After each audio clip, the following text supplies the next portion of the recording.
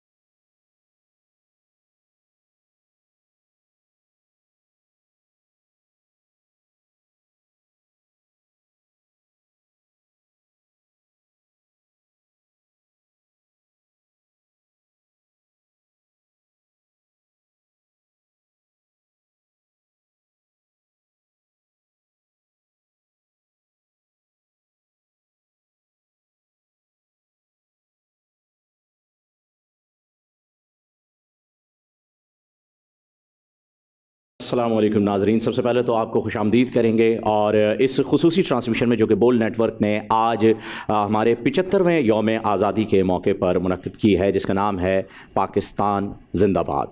जी हाँ नाज़रीन, इस ट्रांसमिशन के तहत हम कौम को बल्कि दुनिया को ये पैगाम देना चाहते हैं कि इस परचम के साए तले हम एक हैं, हम एक हैं, सांझी अपनी खुशियाँ और गम, एक हैं, हम एक हैं। क्योंकि बहुत से लोगों को हमने देखा है आजकल सोशल मीडिया पे एक जैसे ही अगस्त का महीना स्टार्ट होता है एक डिबेट शुरू हो जाती है कि दो कौमी नज़रिया क्या था, क्यों हमने अलग मुल्क हासिल किया, अंग्रेज़ रहते तो अच्छा रहता, साइमन कम बैक तक के हमने नारे पड़े हैं। लेकिन जिन लोगों ने कुर्बानियाँ दी हैं, जिन लोगों ने उन लाशों को उठाया है, जो कीमत अदा की है आज़ादी की, ये या तो वही लोग जानते हैं अगर ज़िंदा हैं तो, या उनके घर वाले जानते हैं कि किस तरह गोश्त के लोथड़ों के बीच से अपनी औलादों को बचा कर लाने के बाद हमें ये मुल्क नसीब हुआ है। इसकी कदर कीजिए, ना कि अपने पासपोर्ट को लेकर के ये कहते रहिए कि ग्रीन पासपोर्ट की कोई वैल्यू नहीं है। ग्रीन पासपोर्ट की वैल्यू आप हैं, हम हैं। अगर हम चाहेंगे तो हमारे पासपोर्ट की, हमारे मुल्क की, हमारी कौम की वैल्यू होगी और इंशाअल्लाह ताला ज़रूर होगी, क्योंकि कायद-ए-आज़म मोहम्मद अली जिन्ना ने यह फरमा दिया था कि पाकिस्तान को कोई नहीं मिटा सकता। उसकी एक वजह थी और उसकी वजह यह है कि पाकिस्तान का मतलब क्या, ला इलाहा इल्लल्लाह। इस मकसद के तहत जो मुल्क बना है उसे कभी कोई नहीं मिटा सकता इंशाअल्लाह। आज इस ट्रांसमिशन का आगाज़ करते हैं। हमारे बहुत ही मुअज़्ज़ज़ मेहमान यहाँ पर मौजूद हैं। सबसे पहले मैं उनका तारुफ़ कराना चाहूँगा आपसे। वैसे तो वो किसी तारुफ़ के मोहताज हैं नहीं माशाअल्लाह, लेकिन फिर भी आगा शिराज़ी साहब बहुत ही मशहूर एंकर पर्सन, जगह जगह आपने देखा है डिबेट्स के अंदर आप शामिल होते हैं। आगा साहब, सबसे पहले आपको जश्न आज़ादी बहुत बहुत मुबारक हो और खुशामदीद। इनके साथ साथ हमारे साथ मौजूद हैं सीनियर एंकर बुलंद इकबाल साहब। बुलंद इकबाल साहब अस्सलाम वालेकुम, आपको भी जश्न आज़ादी बहुत बहुत मुबारक हो।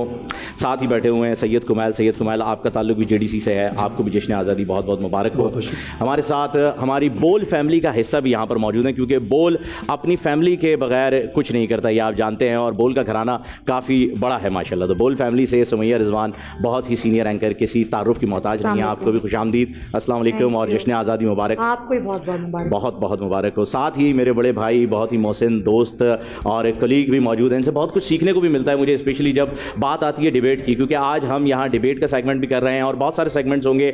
क्वेश्चन आंसर का सेगमेंट भी हमने रखा हुआ है यहाँ, क्विज सेगमेंट। तो मुदस्सिर इकबाल साहब, आपको जश्न आज़ादी बहुत बहुत मुबारक। बहुत शुक्रिया जी, आपको भी बहुत बहुत जश्न आज़ादी मुबारक हो। बहुत शुक्रिया। साथ ही जो शख्सियत मौजूद हैं वो भी किसी तारुफ़ की मोहताज नहीं है, लेकिन फिर भी ज़फ़र भाई, मैं यहाँ तारुफ़ कराने के लिए बैठा हुआ हूँ। मुझे ये ज़िम्मा दिया गया है कि मैं सूरज को जो है वो दिया दिखाऊँ, तो मैं वो दिया दिखाने के लिए तैयार हूँ। JDC फाउंडेशन के यहाँ पर CEO, सरबराह, करता धरता, अच्छाई में भी हर चीज़ के लिए खड़े रहते हैं, बुराई भी इनको बहुत सी मिलती है और ये वहाँ पर मौजूद रहते हैं। ज़फ़र अब्बास साहब, आपको भी जश्न आज़ादी बहुत बहुत मुबारक हो। अस्सलाम वालेकुम। इस वक्त पूरी दुनिया जिस चीज़ के शिकार है, मैं चाहूँगा कि सबसे पहले उसी पर बात कर ली जाए। कोविड की सिचुएशन बड़ी बिगड़ चुकी है और आप ग्राउंड रियलिटीज़ को देख रहे हैं। मैं चाहूँगा कि जश्न आज़ादी के मौके पर आप उस कौम को ये पैगाम दीजिए जो कौम वैक्सीनेशन लगवाने के लिए इसलिए नहीं गई कि ये बीमारी थी, इसलिए गई कि सिम ब्लॉक होने वाली थी। असल में देखिए ना, मैं तो अभी जब आपके चैनल पर पहुँचा तो मुझे आपके स्टाफ में, मेकअप रूम में आपका एक स्टाफ मिला, उसने मुझे बताया कि 5 दिन के अंदर इस बीमारी ने उसके वालिद और वालिदा दोनों को उससे छीन लिया। बिल्कुल जी, ठीक है ना। अब एक शख्स जिसके माँ और बाप दोनों चले जाएं, एक वो शख्स है, एक वो शख्स है जो इस वक्त भी हंस रहा है खड़े होकर, बोल रहा है कि यार बस मुझे कार्ड बन जाए खाली बगैर वैक्सीन लगवाए। बात ये नहीं है, बात ये कि अगर आपकी वजह से कल को आपकी माँ मर गई, आपकी वजह से आप कहीं बाहर से वायरस लाए, आपका बुजुर्ग बाप मर गया, तो अपने आप को आप माफ़ कर लेंगे? आज पूरी दुनिया क्यों खुल रही है, हमें ये देखना पड़ेगा ना। वो ममालिक जो सबसे पहले बंद हुए और 2-2 साल मुकम्मल बंद रहे, हाँ उन्होंने अपने लोगों को पैसा दिया, ये फ़र्क है उनमें और हम में। हमने अपने दिहाड़ीदार तबके को कुछ नहीं दिया, ऐलान होते रहे शायद कहीं दिया हो, लेकिन मैंने अपने इतने बड़े शहर में कराची में नहीं देखा। तो हमारे लोगों ने तो बहुत कुर्बानी दी, असल कुर्बानी हमारे पाकिस्तानियों ने दी है। अपना काम भी बंद किया, मकरूज़ भी हो गए, सब कुछ हुआ, लेकिन इस बीमारी से लड़ रहे हैं। अब जब इस बीमारी से जान छुड़ाने की बात आ रही है तो उसमें प्रोपेगेंडों से डर रहे हैं कि जी 2 साल की ज़िंदगी है और ये है, और उसमें लतीफ़े चल रहे हैं और उसमें जोक्स चल रहे हैं, मीम्स चल रही हैं, और ये नहीं देख रहे। मैं अभी जब आपसे बात कर रहा हूँ तो इस वक्त मैंने कल और परसों का जो फिगर देखा है ईदी में लाशों का, वो डबल है, एक दिन में डबल हो रहा है फिगर। लेकिन हम पब्लिक को इसलिए नहीं बता रहे हैं कि इससे पैनिक क्रिएट होगा, ये तमाम चीज़ें, लेकिन ये कि लोगों को एहतियात करनी चाहिए। और अगर वैक्सीनेशन हो रही है और पूरी दुनिया करा रही है तो फिर हम अकेले ना करवा के क्या कौन सा कमाल कर लेंगे भाई। और अगर वबा नहीं है तो बताइए, जब सारे जो भी फील्ड हॉस्पिटल हैं, अगर मैं कराची में एक्सपो सेंटर की बात करूं, फुल, मतलब एक बेड लेने के लिए सब एक दूसरे को फ़ोन कर रहे हैं कि तुम्हारी ज़्यादा पहुंच है, तुम बड़े सहाफ़ी हो, तुम बड़े एंकर पर्सन हो, तुम MNA हो, तुम MPA हो, तुम सेनेटर हो, इस तरह से फ़ोन करवाने पड़ रहे हैं, तब भी जवाब एक ही मिल रहा है। यानी वक्त ये आ चुका है, आप ये कह रहे हैं कि अब ये ज़रूरत नहीं रही है, अब ये कंपलसरी हो गया है कि आप वैक्सीनेशन करवाएं, इसके अलावा और कोई हल नहीं है। क्या करेंगे, कोई भी चालाकी करके क्या करेंगे? मैं बोल तो रहा हूँ आपसे भाई, जिनकी अमवात हो रही है, ऐसे भी घर हैं कि 5-5 मौतें हुई हैं, 6-6 मौतें हुई हैं, मतलब सेम सूरत हाल है कि बंदा एक दिन में उसके पूरा सिस्टम कोलैप्स हो रहा है बॉडी का, फैमिली समझ ही नहीं पा रही, डॉक्टर कह रहे हैं आपको जिस अस्पताल ले जाना है ले जाएं। ऐसा ही है। आगा भाई, मैं आपसे ये जानना चाहूँगा कि देखिए पाकिस्तान का हम यहाँ पर आज 75वां यौम आज़ादी मना रहे हैं, मुल्क आज़ाद हो चुका है, ठीक है जी, क्या आवाम आज़ाद हुई है जिस सोच के बारे में अभी ज़फ़र भाई बता रहे हैं, चाहे वो हॉस्पिटल माफिया आप उसे कह लीजिए जो प्राइवेट हॉस्पिटल्स के हैं, या एक आम आवाम के तौर पे भी कि आप वैक्सीनेशन लगवा नहीं रहे ये सोच के कि 2 साल बाद आप मर जाएंगे, और आप मास्क क्यों नहीं लगा रहे थे ये सोचकर कि जी जो रात कब्र में है वो तो है, तो मास्क क्यों लगाएं। तो इस मेंटालिटी के साथ हम कहाँ जा रहे हैं? इसमें बुनियादी तौर पे ये है कि जो लोग जिनको ये बताया जा रहा है कि ये एक बीमारी है, एक वबा है, एक इब्तला है, ये आपके लिए जानलेवा साबित हो सकती है, वो समझ रहे हैं कि चूंकि हम पर ये असर नहीं कर रहा। अभी ज़फ़र भाई ने इशारा दिया है, लेकिन वो बहुत अहम बात है, बहुत अहम नुक्ता। ये अक्सर अपनी वीडियोज़ में कहते हैं कि आपकी वजह से कोई चला जाएगा, बिल्कुल आप सबब बन जाएंगे, किसी कैरियर हो सकते हैं, आप कैरियर हो सकते हैं, आपके लिए वो नुकसानदेह नहीं हुआ, सामने वाले के लिए नुकसानदेह हो गया। बिल्कुल बिल्कुल। बुलंद साहब, एक्चुअली मैं समझता हूँ लोगों में एक तो अवेयरनेस की बहुत कमी है, लोग ना तो चीज़ों को समझना चाहते हैं, दूसरी बात यह है कि जहाँ साइंस की बात होती है वहाँ मज़हब को ले आते हैं, जहाँ मज़हब पे चलना चाहिए वहाँ साइंस को ले आते हैं। दुरुस्त। बहुत बड़ी एक मसला ये राह फरार इख्तियार करने के लिए कोई भी रास्ता अपना लेते हैं, बजाय इसके कि एक बीमारी को समझ के उसका इलाज कराएं। मैं खुद मतलब कांटेक्ट में रहता हूँ पेशेंट से, ट्रीट भी करता हूँ। किसी को अगर आप सस्पेक्टेड कहेंगे ना कि यार हो सकता है कोरोना, टेस्ट करा लो, वो ऐसा भागेगा आपको नज़र ही नहीं आएगा। लोग एक्सेप्ट नहीं करना चाहते। पहली बात तो लोगों के जहनों में ये बैठी थी कोरोना कुछ है ही नहीं है, ऐसी चीज़ें। अब जब लोगों को एहसास हुआ कि हाँ वाकई कोई चीज़ है, वैक्सीन थोड़े बहुत जिन लोगों ने कराई वो बिल्कुल SOPs पर अमल करना छोड़ दिया। उन्होंने कहा हमने तो वैक्सीन करा ली है, हम तो लोहे के बन गए, हमें तो कुछ होना ही नहीं है। ऐसा ही है। हालांकि एक बात लोगों को ये समझनी चाहिए, वैक्सीन कॉम्प्लिकेशंस को रोकेगी। ये ऐसा वायरस है जो अपने आप को म्यूटेट कर लेता है। उसके बावजूद भी कैरियर हो सकते हैं, कैरियर किसी और को लगा सकते हैं। ये नहीं, कोविड भी हो सकता है आपको। ये 100% कवरेज नहीं है वैक्सीन से। कोई नया वेरिएंट आएगा आपको कोविड हो जाएगा। हाँ, उसकी जो कॉम्प्लिकेशंस हैं, मेन चीज़ जो सबसे इंपॉर्टेंट बात है समझने की वो ये है कि जिन लोगों में अमवात हो रही है उन्होंने वैक्सीनेशन नहीं कराई हुई। कोविड बहुत से लोगों को हो रहा है, जिन्होंने वैक्सीनेशन कराई हुई होगी उनको भी हो सकता है, कोई ऐसी बात नहीं है। लेकिन उनकी कॉम्प्लिकेशंस, उनकी जो बीमारी की सिवियरिटी है वो ज़्यादा कंट्रोल रहेगी। यही बात है। सुमैया, आप भी आजकल जो डिबेट्स जो हो रही हैं मेरे ख्याल में मोस्टली इसी पे बात हो रही है कि सिंध ने लॉकडाउन लगा दिया है, वफाक ने नहीं लगाया है, इमरान खान साहब ने कोई और बयान दे दिया, मुराद अली शाह साहब को जो है वो कोई बॉलीवुड के टाइटल दे दिया गया है कि जी आप तो ये बन चुके हैं। ये सारी बहस तो हो रही है, इल्ज़ाम तराशियाँ भी हो रही हैं, कुछ फ़ायदा हो रहा है? फ़ायदा उन लोगों को हो रहा है जिन्होंने यहाँ पे फ़ायदा हासिल करना है। एक चीज़ बताऊँ मैं आपको, हर शख्स अपनी मर्जी की बात समझना चाहता है। जो उसको नहीं समझनी ना वो ये नहीं समझेगा। फॉरवर्ड मैसेजेस आते हैं व्हाट्सएप पे, हर शख्स उसको फॉरवर्ड करेगा क्योंकि उसको वो बात ठीक लगेगी कि जी कोरोना नहीं है, ये सिर्फ एक फैलाया हुआ है क्योस, वैक्सीन ना लगवाएं। वैक्सीन में चिप है। हाँ जी। मुझे एक बात बताएं, आप कौन सी कोई बहुत officially बड़ी मैं भी अब शख्सियत Microsoft के है लिए कि काम आप कर पे चिप लगा के आपकी मॉनिटरिंग करनी है? आप कौन सी इतनी बड़ी शख्सियत वो है? शायद बिल और मेलिंडा की तलाक हो गई है तो तो बिल ये यही कर रहा होगा। फजूलियात हैं मेरे नज़दीक, और जिसको सियासत करनी है वो सियासत करेगा, और हर कोई अपना फ़ायदा उठा रहा है इस माहौल में। जिस तरह अभी जफर भाई ने कहा कि हर माफिया है जो एक्टिव हो गया है, जिसको जहाँ फ़ायदा मिल रहा है वो फ़ायदा उठा। दुरुस्त। मुदस्सिर भाई, अब यहाँ पर हम जश्न आज़ादी मना रहे हैं, वो भी 75वां माशाल्लाह से, जिसे डायमंड जुबली कह लीजिए। आज बिल्कुल डायमंड जुबली है बल्कि हमारी आज़ादी की। और उस वक्त बैठकर हम जिन मसलों के ऊपर यहाँ बात कर रहे हैं, ये तसव्वुर पाकिस्तान के वक्त सोचा भी नहीं गया होगा कि पाकिस्तान बनने के बाद ऐसी कोई चीज़ हो सकती है। ये जिन चीज़ों के बारे में सोचा गया था वो कायद-ए-आज़म मोहम्मद अली जिन्ना के 14 नुकात में मौजूद हैं। इस बारे में सोच भी नहीं रही होगी कि कौम इतने टुकड़ों में बढ़ जाएगी।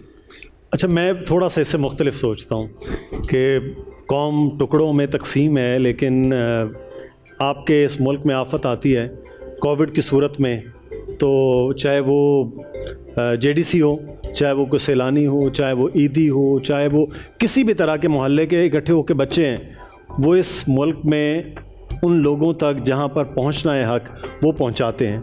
यहाँ एक एक चीज़ जो है वो आपको नेगेटिव नज़र आती है, लेकिन आपको इतनी पॉजिटिविटी नज़र आती है। मैं शायद हमारी आदत हो गई है, हमारे मिजाज का ये हिस्सा है कि हम नेगेटिव चीज़ों को बड़ी जल्दी ले लेते हैं, पॉजिटिविटी जो है नज़र नहीं आती। सर भाई, ये मेरा एक सवाल ले लीजिए, उसके बाद आप कंटिन्यू कीजिएगा। हमें एक हादसे की क्यों ज़रूरत होती है कौम बनने के लिए? मैं यही बता रहा हूँ कि कौम बनाने के लिए कोई नहीं था, इसलिए हादसा आता है, चाहे वो ज़लज़ला 2005 का हो या फिर कोविड की सूरत हाल हो, सैलाब हो। हमें हादसा कौम बनाता है। इसका मतलब है इस कौम के अंदर वो स्पार्क मौजूद है जो कौम बनना चाहता है, ये हुजूम कौम बनना चाहता है। मसला ये है कि कोई एक नारा लगाता है, उस नारे के पीछे आते हैं, कौम बनने की शक्ल आती है, लगता है कि अब कुछ तब्दील होने वाला है, नहीं होता। फिर एक डेकेड गुजरता है, फिर लगता है कि कुछ होने वाला है, फिर गुजरता है। लेकिन इस कौम के अंदर वो तमाम तर चीज़ें जो आज हम 1947 में और आज 2021 में बैठ के देखते हैं, बहुत कुछ अचीव है। बहुत सारी खामियां हैं, बहुत सारी कोताहियां हैं हमारी, चाहे बैसियत वो शहरी हों या बैसियत हुकूमत हो, वो हैं। लेकिन उसके बावजूद आप इसी कौम में देखें कि यहाँ पर अगर ये ज़फ़र अब्बास सब साथ बैठे हुए हैं ना, वो कह रहे हैं यौमिया 30,000 राशन भिजवा रहे हैं। बिल्कुल, कराची से लेकर सखर तक ये चीज़ें चल रही थी, आपने भी देखे, हमने भी देखा। मेरे साथ लोगों ने राब्ता किया कि इनसे कहे पंजाब में क्यों नहीं काम कर रहे हैं, केपी में क्यों नहीं काम कर रहे हैं। जफर भाई बैठे, मैंने इनको दिया फीडबैक, कहते यार ये 3 करोड़ 3.5 करोड़ आबादी के शहर पूरा नहीं कर पा रहे, तो वहाँ भी कोई ऐसे आएंगे, तो इसी तरह से वहाँ भी काम हो रहा है। तो नेगेटिव के साथ आज के दिन थोड़ा पॉजिटिविटी। आज़ादी की नेमत सिर्फ वही जान सकता है जिसको ये नेमत मैसर। दुरुस्त। बल्कि मैं इसे ऐसे कंक्लूड करूंगा, क्योंकि अब हम मजीद इस नेगेटिविटी की तरफ नहीं बढ़ेंगे। मैं सिर्फ ये चाह रहा था कि लोगों में एक अवेयरनेस आ जाए कि वो वैक्सीनेशन की तरफ जाएं। तो मुझे बहुत से लोग मिल रहे थे जो वैक्सीनेशन की तरफ नहीं जाना चाह रहे थे। कभी कोई मैग्नेट लगा रहा है, कभी किसी को चिप मिल रही है, कभी कुछ हो रहा है। भाई वो आपको आपके सेलफोन से ट्रैक कर रहे हैं, जो कि 24 घंटे आपके साथ रहता है। उन्हें आपको चिप लगाने की ज़रूरत नहीं है, ऑलरेडी आपने लगाई हुई है एक सिम, वो ट्रैक कर लेंगे, आप उसकी फिक्र ना करें। लेकिन जैसे कि आज़ादी के बारे में सुबैया ने बताया कि इसकी अहमियत वही जानता है जिसके घर से कुर्बानी गई है, और उसी तरह इस कोविड का दर्द भी वही जानता है जिसके घर से मैयत उठी। तो प्लीज़ आप दूसरों की गलती से सीखें। अगर वो नहीं कर सके टाइमली, प्लीज़ आप कीजिएगा। और अब आज के इस जश्न आज़ादी का आगाज़ हम अपने बैंड के साथ करेंगे, प्रॉपर तरीके से जश्न मनाते हुए, क्योंकि अब हमने दुनिया को दिखाना है कि हम एक हैं। हमारे साथ कदीर मौजूद हैं, अनिका मौजूद हैं, जैन मौजूद हैं, बहुत ही खूबसूरत आवाज़ें। अपना अपनी सरज़मीं सब कुछ है बस यही।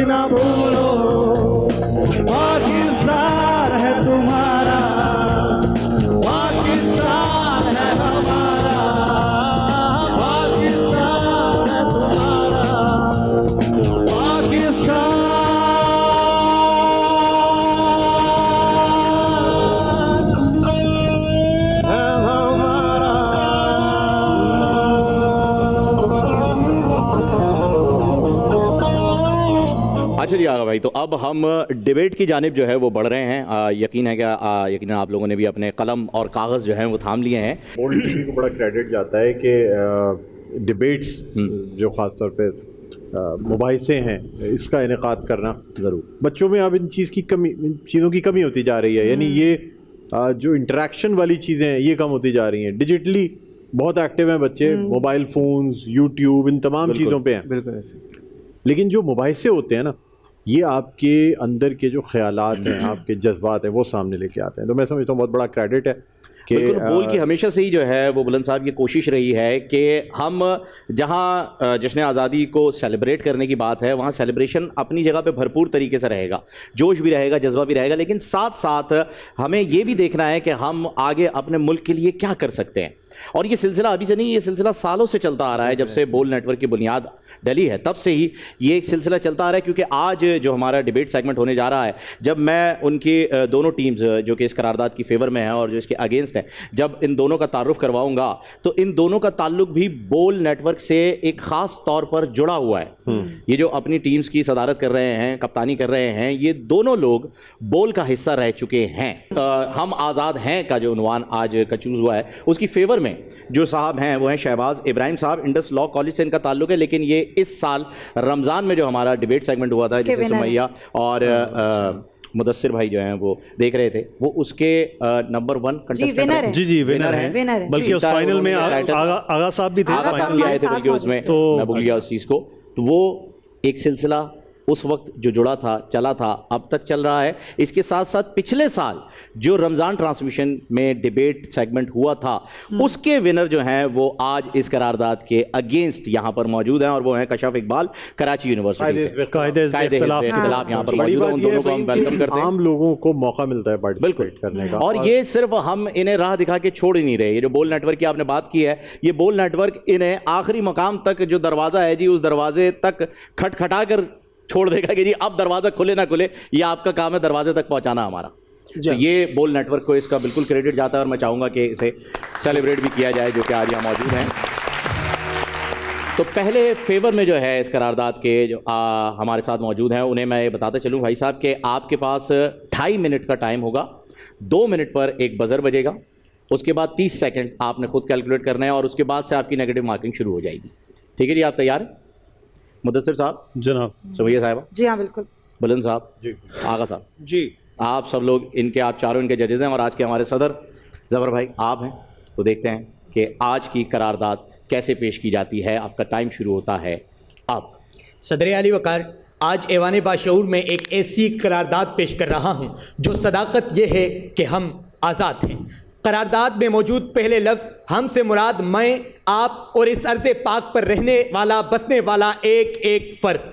करारदाद में मौजूद दूसरे लफ्ज़ आज़ाद से मुराद खुद मुख्तार, बाइख्तियार, बेक़ैद। करारदाद में मौजूद लफ्ज़ हैं से मुराद मौजूदा दौर में इस नेमत से माला माल। इस करारदाद की मंजूरी का ऐलान तो 14 अगस्त 1947 को आज़ादी के मतवालों ने मुस्तफ़ा अली हमदानी की आवाज़ में कुछ इन अल्फाजों की सूरत सुना कि ये रेडियो पाकिस्तान है और आपको पाकिस्तान मुबारक हो। ये मुबारकबाद आज़ादी की मुबारकबाद थी, ये मुबारकबाद खुद मुख्तारी की मुबारकबाद थी, ये मुबारकबाद बाइख्तियारी की मुबारकबाद थी, ये मुबारकबाद हुक्मरानी की मुबारकबाद थी। आज जो मैं करारदाद पेश कर रहा हूँ, ये तो तजदीद अहद वफा है उस करारदाद का जो 23 मार्च 1940 को पेश की गई थी, जिस पर आपको और मुझे फख्र है। जी हाँ सदर आली वक़ार, हम आज़ाद हैं कि हमारी मसाजिद अज़ान बिलाली और नमाजियों के सद्दों से आबाद हैं। हम आज़ाद हैं कि हमारे शुहदा अपनी खाकी वर्दियों पर निशाने हैदर सजाने वाले मुजाहिद काबिल दाद हैं। हम आज़ाद हैं कि हम जमहूरी निज़ाम को अपने वोट की ताकत से हयात जाविदा बख्शने वाले साहिबान बामुराद हैं। हम आज़ाद हैं कि हम दुनिया इस्लाम में पहली एटमी ताकत का शर्फ हासिल करने वाली कौम मसरूर शाद हैं। हम आज़ाद हैं कि हमारा पाकिस्तान रोज़े अव्वल से जिंदाबाद था, आज भी जिंदाबाद है, और हम इसके संग संग जिंदाबाद हैं। सदर अली वक़ार, इस करारदाद को पेश करने की ज़रूरत इसलिए महसूस हुई क्योंकि हमारे माशरे में हर बात का मनफी रुख देखने वालों की तादाद में दिन ब दिन इजाफा होता जा रहा है। ये गुलामाना जहन रखने वाले कुछ लोग माशरती बुराइयों, ऐब, हुकूक के अदम तवाजुन और वसाइल के गैर मुनसिफाना इस्तेमाल को वजह बनाकर आपको और मुझे अपने अल्फाजों के जाल में फंसाकर आज़ादी के एहसास से कहीं दूर ले जाकर गुलामी की अनदेखी जंजीरों में जकड़ने की कोशिश करते हैं, जिसका अमली मुजाहिरा हम कुछ ही देर में मुलाहिजा फरमाएंगे। लेकिन सदर आली वकार, दुनिया में आज़ादी की सबसे बड़ी दलील इजहार राय की आज़ादी होती है, और इन मुखालफिन का गलत नजरिया होने के बावजूद इनको यहां पर पूरा बोलने का हक देना इस बात की दलील है कि हम आज़ाद हैं। और आज ये चैनल इनसे मुखातिब होकर कह रहा है कि बोल, लिहाजा आप बोलें, जरूर बोलें, लेकिन मादर की तरह आज़ाद ना बोलें। वेरी गुड, बहुत गुड। कशाफ, आप तैयार हैं? आपका टाइम शुरू होता है अब। दोनों जानिब से मुसलमान थे मरने वाले, आपको नाराए तकबीर से अंदाज़ा हुआ। झूठ के पाँव भी होते हैं अगर तू बोले, आज मुझको तेरी तकरीर से अंदाज़ा हुआ। जनाबे वाला मोहतरम फरमा कर गए कि हमसे मुराद अर्ज़े पाक पर बसने वाला हर पाकिस्तानी। गौर कीजिए, ये वही हर पाकिस्तानी है जिसने यादगारे कायदे आज़म इस्लामाबाद में चंद रोज़ कबल नीम अरिया फ़ोटोशूट और वज़ीर खान मस्जिद में गाने पर रक्स किया। मोहतरम फरमा कर गए कि यहाँ जीने की आज़ादी है। अरे जीने की आज़ादी उस वक्त कहाँ चली गई थी जब इंक्रोचमेंट के नाम पर गुज्जर नाले में हज़ारों गरीबों की बस्तियों को सरेआम उजाड़ा गया। मोहतरम फरमा कर गए कि यहाँ आज़ादी राय की आज़ादी है। अगर आज़ादी राय की आज़ादी होती तो आज गली कूचों में औरत का सुतवा जिस्म, उसके आज़ाद लब काट कर फेंके नहीं जाते और मुजम्मती बयान यूं ना जारी किया जाता कि मर्द ही तो है, कोई रोबोट थोड़ा ही है। जनाबे वाला, करारदाद में शामिल लफ्ज़ आज़ाद की कई इकसाम हैं। अगर हम मजहबी एतबार से आज़ाद होते तो आज you are free to go to your temples का जुमला मजाक नहीं लगता। और चंद रोज़ कबल रहीम यार खान में गणेश मंदिर को सरेआम गिराया नहीं जाता। अगर हम मुआशी एतबार से आज़ाद होते तो आज भी IMF और वर्ल्ड बैंक के सामने कशकोल थामे खड़े ना होते। अगर हम तालीमी एतबार से आज़ाद होते तो USAID और UN चार्टर के तहत चलने वाला हमारा तालीमी निज़ाम हमें नज़रिया पाकिस्तान के मकसद से यूं दूर ना करता कि हमें सिंड्रेला और रॉबिन हुड के अफसाने तो याद रह गए और अपने ही मुल्क का कौमी तराना भूल गए। सदर आली वकार, अगर हम आज़ाद हैं तो आज भी सूबा बलूचिस्तान में कौन सी आज़ादी, कैसी आज़ादी का नारा क्यों है? अगर हम आज़ाद हैं तो हमारे मुआशरे की नंगी हकीकतों पर मबनी फिल्मों और ड्रामों पर पैमरा का बैन क्यों है कि खूब आज़ादी सहाफ़त है, नज़्म लिखने पे भी क़यामत है, खौफ के ज़हनो दिल पे साए हैं, किसकी इज्जत यहाँ सलामत है, किसकी इज्जत यहाँ सलामत है।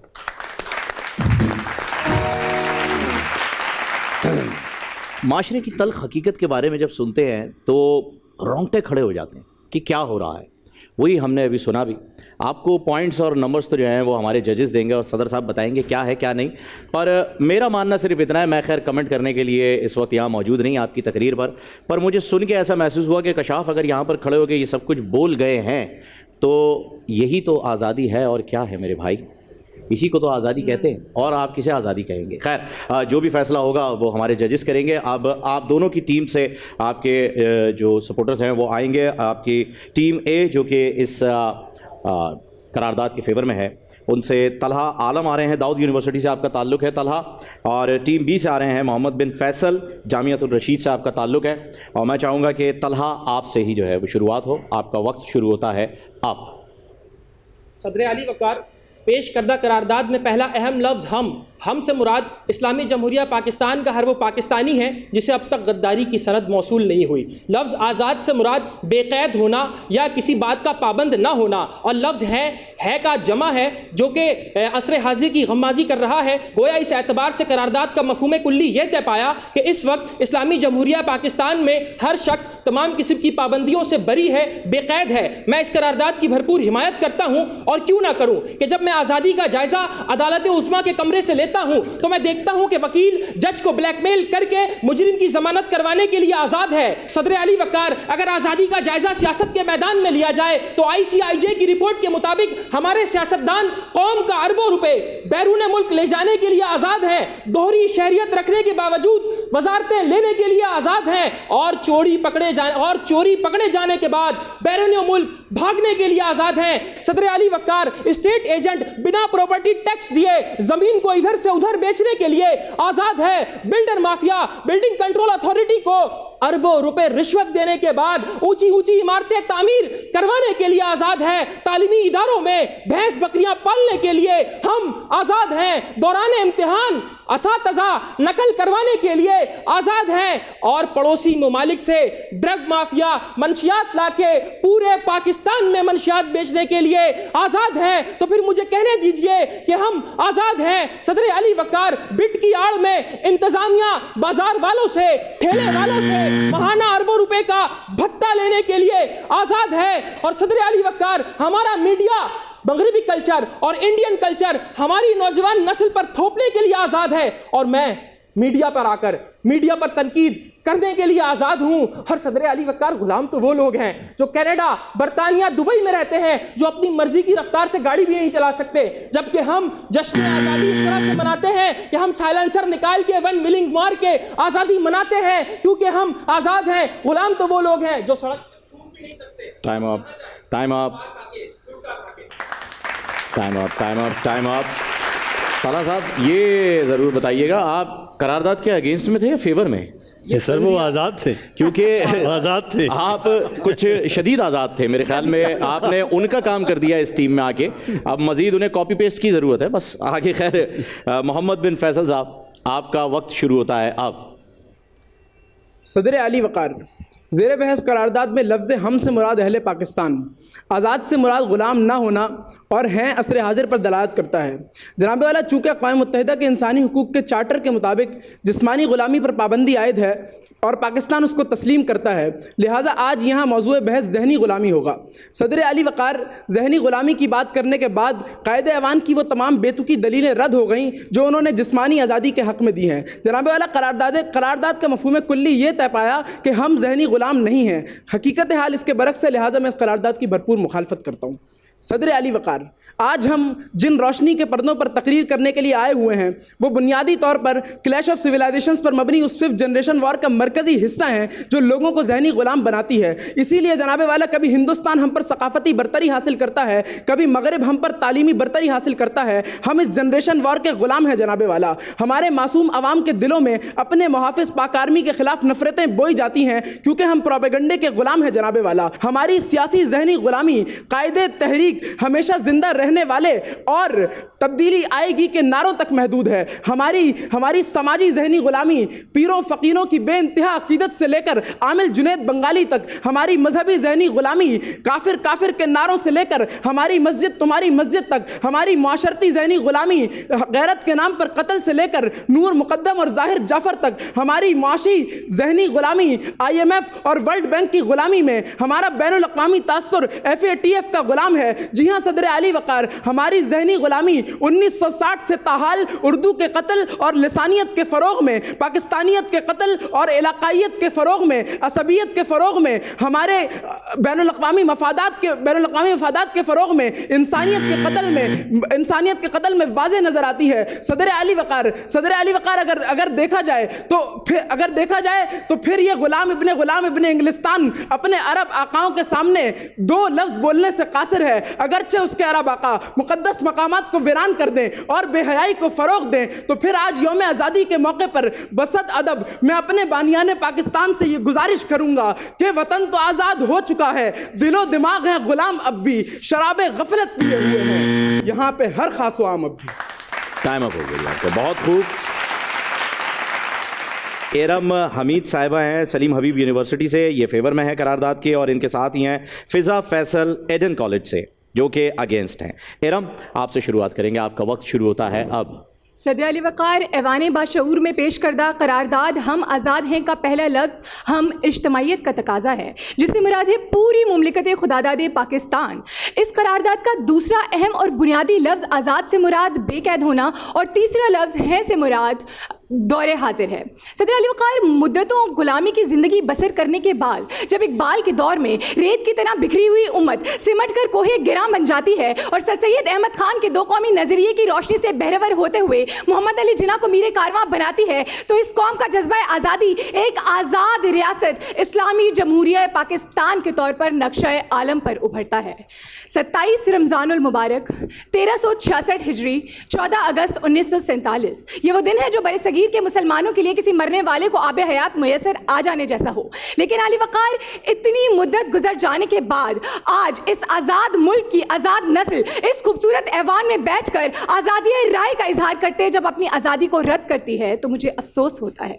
सदर अली वक़ार आज़ादी के खिलाफ आने वाली दलीलें यकीनन गुर्बत से सख्ती इंसानियत तालीम से महरूमी पर मुनसर होंगी। तो मैं ये बताती चलूँ कि गुर्बत अगर गुलामी होती तो किसी नसीम हमीद ने बैन अल-अक़वामी सतह पर सब्ज़ हिलाली परचम को ना लहराया होता। सिसकती इंसानियत अगर गुलामी होती तो इस कौम ने किसी अब्दुल सत्तार ईदी को परवान ना चढ़ाया होता। तालीम से महरूमी अगर गुलामी होती तो किसी एतजाज़ हसन ने कुर्बानी की इतनी उम्दा मिसाल कायम रखी होती। अली वक़ार लेकिन मुखालिफ सिम से आने वालों का मकसद तो महज नेमत आज़ादी को पसे पुश डालकर हक़ाइक़ को झुटलाना है। लेकिन झुटलाइए, झुटला सकते हैं तो झुटलाइए डॉक्टर अब्दुल कदीर खान की आज़ाद सोच को, झुटला सकते हैं तो झुटलाइए आरिफ़ा करीम की आज़ाद जहानत को, झुटला सकते हैं तो झुटलाइए ताहिरा काजी की आज़ाद शुजात को, झुटला सकते हैं तो झुटलाइए इमाम आलम की आज़ाद बहादुरी को, झुटला सकते हैं तो झुटलाइए अपनी मुल्क में तालीम के मैदान से लेकर खेल के मैदान तक की तरक्की को। और जो ना झुटला सकें तो मेरे साथ नारा आज़ादी लगाएं, और अगर ये नारा लगाने को दिल ना माने तो जाएं किसी कोने में और मनाएं मातम अपनी जहनी खुद साख्ता गुलामी और मायूसी का कि आपको आपकी जहनी गुलामी और मायूसी मुबारक, मुझे मेरी आज़ादी और उम्मीद मुबारक। जश्न आज़ादी पाकिस्तान, पाकिस्तान जिंदाबाद, पाकिस्तान जिंदाबाद। आपका वक्त शुरू होता है।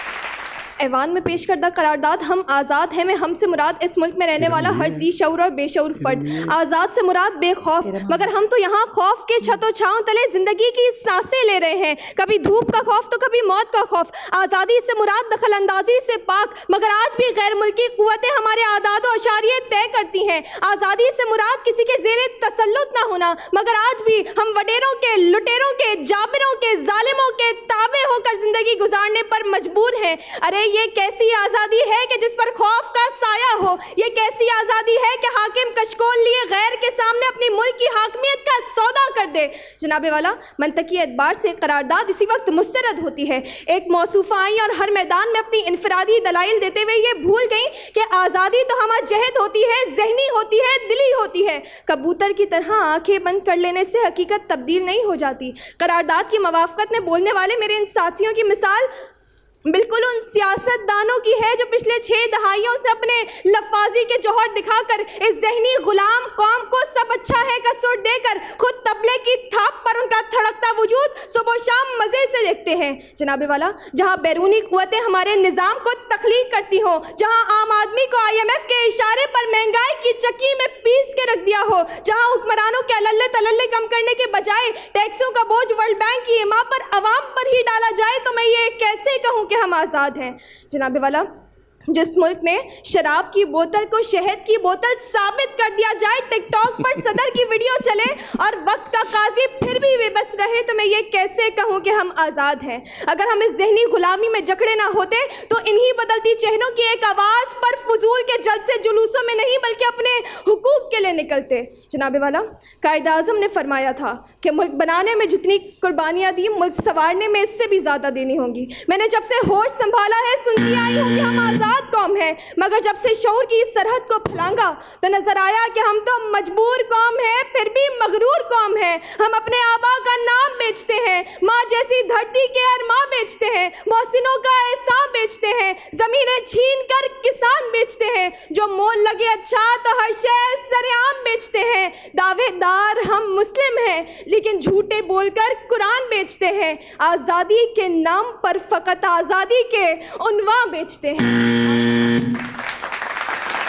जी मुदस्सिर साहब, तो ये रमज़ान में जिन लोगों को आपने और सुमैया साहिबा आपने सेलेक्ट किया था, ये वही लोग हैं, तो इनके बारे में क्या राय है, ज़रा हौसला अफजाई हो जाए इनकी। पोजीशन होल्डर्स हैं सब बच्चे और बड़ा ज़बरदस्त बोल रहे हैं, और मेरा ख्याल है रमज़ान से लेकर 14 अगस्त तक मज़ीद इम्प्रूव करके आ रहे हैं। और अच्छी बात ये, जैसे अभी मौलाना इकबाल साहब कह रहे थे कि ये मौका मिलना, तो यहाँ बोल की रिवायत ये बरकरार रही कि पहले हम रमज़ान की सिर्फ बात कर रहे थे, तो ये 14 अगस्त पे जब बोल की टीम ने, यहाँ एंटरटेनमेंट ने ये फ़ैसला किया जनाब यहाँ भी होना चाहिए, तो मेरे लिए बड़ा जो हौसला अफजा थी बात के, यार डिबेटर जो टच में हैं वो, उनको जब मालूम हुआ उन्होंने कहा यार बड़ा अच्छा है, तो हम तो कहेंगे अगले आने वाले दिनों में किसी और दिन ऐसा भी प्रोग्राम रखा जा सकता है ऐसे नेशनल डेज़ पर, ताकि ये इंटरेक्शन रहे, बोलने वाले जो बच्चे हैं उनको पाकिस्तान में एक प्लेटफॉर्म मिलता रहे, एक हौसला अफजाई भी हो, लोगों को मालूम हो कि भाई यहाँ आना है, आपने यहाँ आकर के आपने बात करनी है, आपकी बात को सुना जाएगा, वैल्यू मिलेगी। और सिर्फ ये बल्कि बहुत सारे लोगों को ये मालूम हुआ हमारे मुल्क में बहुत टैलेंट है, ऐसे प्लेटफॉर्म नहीं मिलते, पता नहीं चलता कि इतने ज़बरदस्त बच्चे हैं, इतने अच्छे मुकर्रर हैं, और बोलने ऐसा प्लेटफॉर्म दिया पूरे रमज़ान थ्रू आउट, इतने ज़बरदस्त मुकर्रर हमारे पास आए, ये सब विनर्स हैं। और वही बात मुदस्सिर ने कही, तो पॉलिश हो गए हैं और मज़ीद। तो अब खैर जो लिखी हुई तकरीर नहीं बल्कि बगैर लिखी हुई हमें सुनाने के लिए आ रहे हैं। टीम ए से जो फेवर में अहमद मिनाज साहब, सिराजुद्दौला कॉलेज से आपका ताल्लुक़ है। टीम बी से आए हैं मीसम अली, और इनका ताल्लुक़ है ताबानी स्कूल ऑफ अकाउंटेंसी से। मैं चाहूँगा कि अहमद मिनाज साहब आपसे शुरुआत की जाए, आपका वक्त शुरू होता है अब। ऐवान में पेश करदा करारदाद के हम आज़ाद हैं, हमसे मुराद मैं, आप, यहाँ मौजूद हर एक शख्स और पाकिस्तान की 22 करोड़ से ज़ायद आवाम है। आज़ादी से मुराद किसी का गुलाम या ताबे ना होना। करारदाद में तीसरा लफ्ज़ है दौरे हाजिर की अक्कासी करता है। सदर अली वक़ार 2020 के माह अगस्त में पाकिस्तानी अवाम ने 1 अरब रुपये की खरीदारी करके अपनी आज़ादी का जश्न मनाया और साबित किया कि हाँ हम आज़ाद हैं। फिर सदर अली वक़ार मेरी मुखालिफ सिम से आने वाले आज़ादी के मुनकर एक तरफ आज़ाद ना होने का नकली मातम करते रहे और दूसरी तरफ अपने ख्यालात का इजहार आज़ादी से करके गए, तो मंतकी एतबार से अभी और इसी वक्त ये करारदाद मंजूर होनी चाहिए कि हम आज़ाद हैं। फिर सदर अली वक़ार कायदे हिज़्ब इख्तिलाफ की तकरीर सुन के मेरा दिल चाहा कि मैं उन्हें 21 तोपों की सलामी दूँ और तोप का रुख भी उन्हीं की तरफ मोड़ दूँ। वो गुलामी का नोहा सुना गए, आज़ादी पर सवाल उठा गए, मगर ये बताना भूल गए कि वो किस दिन की मुनासबत से यहाँ अपने ख्यालात का इजहार करने आए हैं। काश इस ऐवान में जलंधर के वो मुसलमान होते जो कायदे हिज़्ब इख्तिलाफ को बताते कि उन्होंने ईद के रोज़ अपने मुसलमान भाइयों की आज़ादी की कीमत अपनी गर्दनें कटवा कर अदा की है। काश यहाँ लियाकत अली खान होते जो इन्हें बताते कि मैंने एक आज़ाद मुल्क के वज़ीर आज़म होने की हैसियत से अपने सीने पर गोलियाँ खाईं।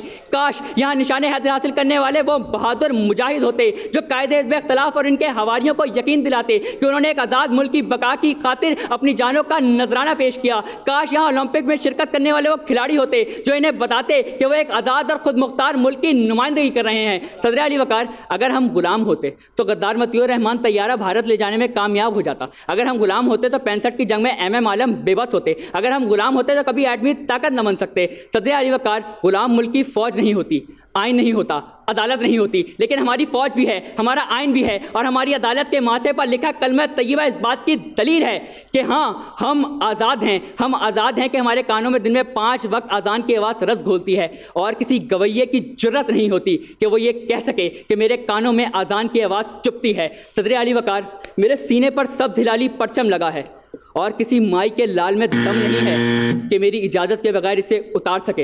ये इस बात की दलील है कि हाँ हम आज़ाद हैं। शुक्रिया। वाह,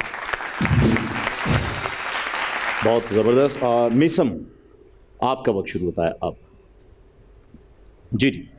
ज़ेर बहस करारदाद में मौजूद लफ्ज़ हम से मुराद, ज़ेर बहस करारदाद में मौजूद लफ्ज़ हम से मुराद सदर अली वक़ार। कुछ इशू? जी जी, आपका टाइम। जी आप स्टार्ट करें।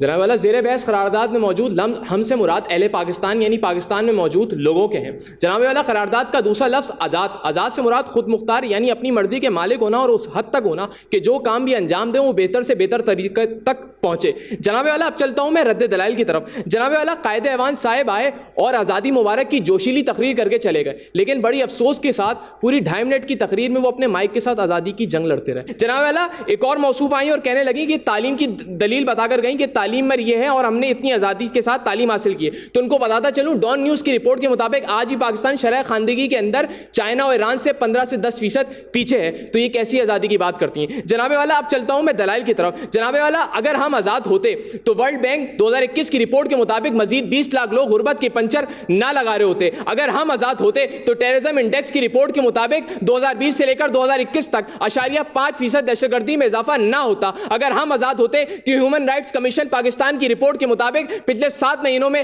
3,885 रेप के केसेस दर्ज ना होते। अगर हम आज़ाद होते कि अगर हम आज़ाद होते तो जूली जैसे ख्वाजा सराओं को तजलील का निशान ना बनाया जाता, बल्कि उन्हें हुकूक दिए जाते। सदर अली वकार, अगर हम आज़ाद होते तो IMF की रिपोर्ट के मुताबिक पाकिस्तान मजीद 6 बिलियन अरब रुपए का मकरूज ना होता। अगर हम आज़ाद होते तो सदर अली वकार एंटी नारकोटिक्स की रिपोर्ट के मुताबिक इसी पाकिस्तान में रहने वाले मर्द और औरतें, जिसमें तादाद मर्दों की 72% है, औरतों की 22% है, नशे की आदत में मुलव्वस ना होते। अगर हम आज़ाद होते तो साहिवाल में अनम जैसी लड़की के साथ ज्यादती का निशाना ना होता और उस पर तेजाब ना डाला जाता। तो सदर अली वकार, मेरे दलाइल इस बात की दलील है कि हम आज़ाद नहीं हैं। हक की तायीद कोई खेल नहीं, हक परस्ती में जान जाती है।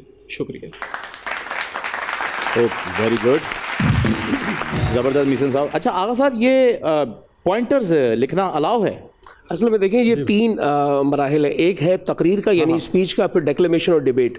डिबेट में ये होता है कि दलील के साथ साथ आपने रद्द दलील देनी है, जो सामने से आर्ग्यूमेंट का जवाब देना है। तो आपने वो अगर पॉइंटर्स लिख लिए हैं तो इसमें कोई कबाहत नहीं है। ओके, चलें अभी 2 डिबेटर्स हमारे साथ और मौजूद हैं, उनका भी तारुफ मैं करवाता चलूँ। मोहम्मद एहतिशाम, बहरिया कॉलेज कारसाज से इनका ताल्लुक है। जवाद आसिफ, ये बहरिया यूनिवर्सिटी कराची से इनका ताल्लुक है। मोहम्मद एहतिशाम, मैं चाहूँगा आपसे शुरुआत हो और आपका वक्त शुरू होता है अब। मैं बहैसियत पाकिस्तानी आज इस ऐवान में पेश करदा करारदाद हम आज़ाद हैं की भरपूर हिमायत करता हूँ। सदर आली वकार, पेश करदा करारदाद में मौजूद पहला अहम तरीन लफ्ज़ हम, जिससे मुराद आप, मैं, कायदे हिज़्ब इख्तिलाफ और उनके हवारियों समेत इस मुमलिकत खुदादात की 22 करोड़ से ज़ायद अवाम हैं। करारदाद में मौजूद दूसरा अहम तरीन लफ्ज़ आज़ाद, जिससे मुराद वो शख्स जो अपनी सोच, मयार, अक़दार और अक्ल के मुताबिक काम कर सके, और करारदाद में मौजूद लफ्ज़ है हाजिर का सीगा है। सदर आली वकार, कायदे हिज़्ब इख्तिलाफ और उनके हवारियों की तकारीर मुनाफ़क़त है उन रेलगाड़ियों में कटती तड़पती लाशों से कि जिनकी आरज़ू फ़कत एक नज़र आज़ाद रियासत को देखना था। ये मुनाफ़क़त है इक़बाल जिनाह के तख़य्युल से, ये मुनाफ़क़त है 2 कौमी नज़रिए से। क्योंकि सदर आली वकार, हम तो आज़ाद हैं। आज इस आज़ाद मुमलिकत की आज़ाद नौजवान नस्ल का आज़ाद मीडिया के ज़रिए आज़ादी राय का इजहार इस बात की पुख्ता दलील है कि हम आज़ाद हैं। आज मेरे सीने पर सजा ये सब जिलाली परचम इस बात की दलील है कि हाँ, हम आज़ाद हैं। आज मेरे मुल्क में नाफिज शुदा 73 का आइन इस बात की दलील है कि हाँ, हम आज़ाद हैं। आज मेरे मुल्क में दुनिया की बेहतरीन फ़ौज का होना इस बात की दलील है कि हाँ, हम आज़ाद हैं। और आज मेरे मुखालिफिन का आज़ादी के साथ आज़ादी के ख़िलाफ़ बोलना इस बात की दलील है कि हाँ, हम आज़ाद हैं। कि सदर आली वकार, हमने एटम बम बनाया, फिर दुनिया के मुखालफत के बावजूद पाकिस्तान को एटमी ताकत बनाया और दुनिया को बताया कि हम आज़ाद हैं। हमने मिशन ज़रबुल अज़्ब और रद्दुल फ़साद करवाया, दुश्मनों का किला कमा करवाया और बताया कि हम आज़ाद हैं। हमने पाकिस्तान की हुदूद में दाखिल होने की जसारत करने वाले MiG-21 को गिराया और दुश्मन को ललकार कर बताया कि हाँ, हम आज़ाद हैं। और तो और सदर आली वकार, हाल ही में मर्द कलंदर हाकिम वक्त ने अमेरिका जैसी सुपर पावर को अपने फ़ज़ाई अड्डे देने से इनकार कराया और एब्सोल्युटली नॉट बोलकर ये ऐलान किया कि हाँ, हम आज़ाद हैं। और आने वाली नस्ल को ये पैगाम दिया कि हम बता दें कि दुनिया को संसार में कितनी ताकत है जज्बों की यलगार में। बाखुदा अब गरीबों के दरबार में सर झुकाए हुए हर नवाब आएगा, इनकलाब आएगा, इनकलाब आएगा, क्योंकि हम आज़ाद हैं। शुक्रिया। Very good. ये आज़ादी के साथ इनकलाब लेकर आ रहे हैं, जो कि 2 अलग अलग चीज़ें, लेकिन खैर अच्छी बात है। आपकी तकरीर बड़ी ज़बरदस्त रही। और अब मैं चाहूँगा कि जवाद आसिफ, आपका वक्त शुरू होता है अब। सदर आली वकार, ज़ेर बहस करारदाद हम आज़ाद हैं, मैं इसकी मुखालफत में अपने दलाइल पेश करूँगा। सबसे पहले करारदाद को समझना ज़रूरी है। कायदे ऐवान के मुताबिक हमसे मुराद आप, मैं और 22 करोड़ पाकिस्तानी हैं। तो जी वक़ार 22 करोड़ पाकिस्तानियों में तो वो लोग भी शामिल हैं जो किसी भी वजह से जेलों में कैद हैं, जिनकी नकलो हरकत पर पाबंदी है। गोया लुग़वी एतबार से करारदाद यहीं मुस्तरद होती है। फिर सदर आली वक़ार बैनुल अक़वामी कानून के तहत बात की जाए तो मोंटीवीडियो कन्वेंशन आर्टिकल 1 के मुताबिक किसी भी आज़ाद रियासत में 4 खूबियाँ होती हैं। उसकी मखसूस जोग्राफिया, आबादी, हुकूमत और किसी भी दूसरे मुल्क के साथ आज़ादाना ताल्लुकात रखने की क़ुव्वत। लेकिन पाकिस्तान में चौथी खूबी कहीं गुम हो चुकी है कि जब मलेशिया और तुर्की समिट कॉन्फ्रेंस का इनेकाद करते हैं, पाकिस्तान सऊदी अरब के प्रेशर की वजह से उसमें शिरकत करने से माजरत कर लेता है। गोया पाकिस्तान की खुद मुख्तारी सल्ब होती है और रियासत आज़ाद नहीं रहती। जब रियासत आज़ाद नहीं तो वहाँ के लोग कैसे आज़ाद होंगे? लिहाजा फौरी इसी वक्त इस करारदाद को ना मंजूर किया जाए। फिर सदर आली वक़ार किसी भी कौम की खुद मुख्तारी उसकी मईशत से परखी जाती है, लेकिन हम मईशत के मैदान में भी खुद मुख्तार नहीं कि 3 दिन पहले एक गैर मुल्की दायरे DW को इंटरव्यू देते हुए पाकिस्तान स्टॉक एक्सचेंज के डायरेक्टर ये कहते हैं कि चाइना हमारे 40% शेयर्स खरीद चुका है और वो इस पोजीशन में है कि किसी भी वक्त पाकिस्तान स्टॉक एक्सचेंज में अपना CEO तैनात कर सकता है। गोया हमारी मईशत से भी हमारा इख्तियार खोता जा रहा है, जो इस बात की वाज़ेह दलील है कि हम खुद मुख्तार नहीं। फिर सदर आली वक़ार मुखालिफ सिम से आने वाली मुकर्ररा ये कहकर गई कि हम नसीम हमीदा हैं जिन्होंने साउथ एशियन गेम में गोल्ड मेडल जीता था। अरे मोहतरमा, हाल की बात करनी थी। हाल तो ये है कि टोक्यो ओलंपिक्स में हम 200 मिलियन आबादी में से सिर्फ 10 प्लेयर्स के साथ शिरकत करते हैं। फिर सदर आली वक़ार यहाँ से मुखालिफ सिम से आने वाले मुकर्रर ये कहते रहे, 1965 की बात करते रहे, 1947 की बात करते रहे। हाल की बात करनी थी, जबकि माजी की बात करना ऐसी है कि पाकिस्तान 2020 में हॉकी ओलंपिक्स में क्वालिफाई करने पर यह बोले कि 1900 कोई बात नहीं, हमने तो 1994 में गोल्ड मेडल जीता था। फिर सदर आली वक़ार मुखालिफ सिम से आने वालों ने यह भी बात की कि हमें मीडिया पर बोलने की आज़ादी है। सदर आली वक़ार यहाँ हम आज़ाद नहीं। कराची में सड़क राह चलते हमारे मोबाइल फ़ोन छिन जाते हैं कि जून में CLPC की रिपोर्ट के मुताबिक 2154 शहरी अपने मोबाइल फ़ोन से महरूम है, जो इस बात की आज़ादी है कि हमारे सर पर खौफ के साए मंडला रहे हैं और हम आज़ाद। फिलहाल एक मिली नगमे की जानिब बढ़ेंगे जो कि अनिका की खूबसूरत आवाज़ में हम सुनने वाले हैं, और उसके बाद वक्फा हम लेंगे। अनिल का गिल।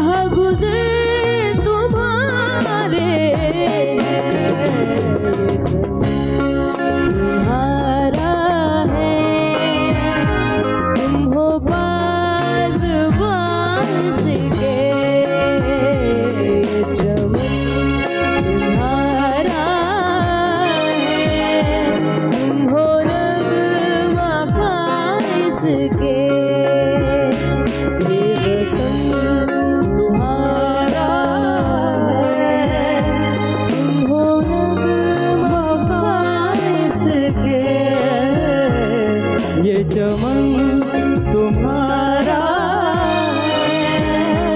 तुम हो नगमा इसके।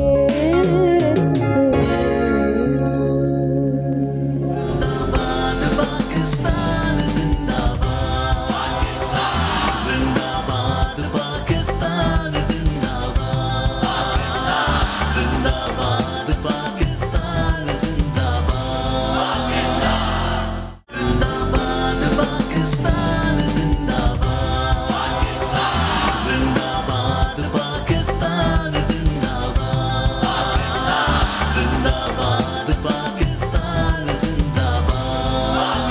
एक मरतबा फिर आपको खुशामदीद कहते हैं। जिंदाबाद पाकिस्तान ये खुसूसी ट्रांसमिशन जश्न आज़ादी की खुशी में बोल नेटवर्क ने मुनक्किद की है और डिबेट इस वक्त चल रहा था। थोड़ी देर पहले आपने देखा सोशल डिस्टेंसिंग का थोड़ा सा मुदस्सिर साहब ख्याल रखिए प्लीज़। हमें मालूम है कि आप सब लोग माइक्रोसॉफ्ट के लिए काम कर रहे हैं अब, यानी वैक्सीनेटेड हैं, तो आप इजाज़त दे दो मैं बिल्कुल प्लीज़ आप यहाँ पर तशरीफ़ ले आइए अपनी जगह पर। ये रिजल्ट को कैलकुलेट करने के लिए थोड़ी देर के लिए ये SOPs इन्होंने तोड़ी थी, पर अब रिजल्ट रेडी हैं। पर रिजल्ट सुनाने से पहले, अनाउंस करने से पहले मैं जजेस से इजाज़त चाहूँगा कि अब कायदे हिज़्ब इख्तिलाफ़ को मौका दिया जाए कि वो जवाब दे सकें भरपूर तरीके से। कशाफ इकबाल कराची यूनिवर्सिटी से जिनका ताल्लुक़ है आज के कायदे हिज़्ब इख्तिलाफ़ भी हैं, उनका वक्त शुरू होता है अब। करारदाद यूं खोली गई कि हमसे मुराद 22 करोड़ पाकिस्तानी हैं और करारदाद को इनफरादियत पर यानी नसीम हमीद और एतजाज़ हसन पर लाकर मुख्तस कर दिया गया।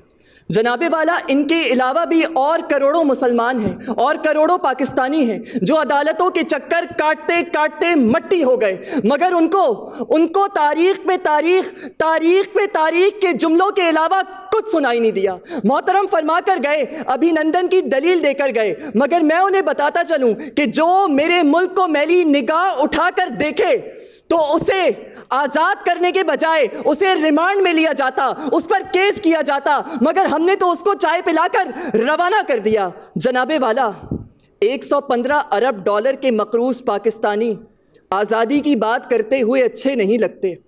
अगर हम आज़ाद होते तो बादशाह खान अपनी वसीयत में ये लिखवा कर ना जाते कि मेरा जनाजा यहाँ नहीं, एक आज़ाद मुल्क में दफनाना। जनाबे वाला हमारी आज़ादी कहाँ होती है जब चंद रोज़ कबल ओकाड़ा में मसीही ख़ानदानों को सरेआम कत्ल किया जाता है? हमारी आज़ादी कहाँ होती है जब चंद रुपयों के एवज हकीकत पर पर्दा डालने के लिए सहाफ़त को कौड़ियों के दामों बेचा जाता है? अरे हम इतने आज़ाद हैं कि आज भी हमारी नौकरियां वडेरों लुटेरों की मुट्ठियों में कैद हैं। हम इतने आज़ाद हैं कि अगर आज कोई औरत अपने शहरी के जूते उठाने को अपना फ़र्ज समझती है, यानी आज़ादी राय का इजहार करती है, तो उस पर इस्लामोफोबिया का ठप्पा लगाकर उसे तनकीद का निशाना बना दिया जाता है। सदर आली वक़ार ये आज़ादी का फ़कत ढोंग रचाते हैं। अगर हम आज़ाद होते, सदर अली वक़ार, अगर हम आज़ाद होते तो हमारे ज़ौक़ से इकबाल के ख्वाब की बेदारी और अमीर खुसरो की उर्दू से मोहब्बत कहाँ चली गई और उनकी जगह सस्ते लंडे के शोराओं ने क्यों ले ली? अगर हम आज़ाद होते तो आज फैज़ अहमद फैज़ का बाजार में पा बजोला चलना और हबीब जालिब का मैं नहीं जानता, मैं नहीं मानता, इन सदाओं को, इन ललकारों को किसकी गुलामी की नजर खा गई कि अपना हल्का है हल्काए जंजीर और हल्के हैं सब अमीरों के। बेड़िया साम्राज्य की हैं वही दिन रात हैं असीरों के, वही हालात हैं फकीरों के, दिन फिरे फकत वजीरों के, दिन फिरे फकत। बहुत खूब कशाफ इकबाल साहब। अब मौका मिलेगा कायदे ऐवान को। सदर आली वक़ार, कायदे हिज़्ब इख्तिलाफ़ की तकरीर मुनाफ़क़त के सिवा कुछ भी नहीं।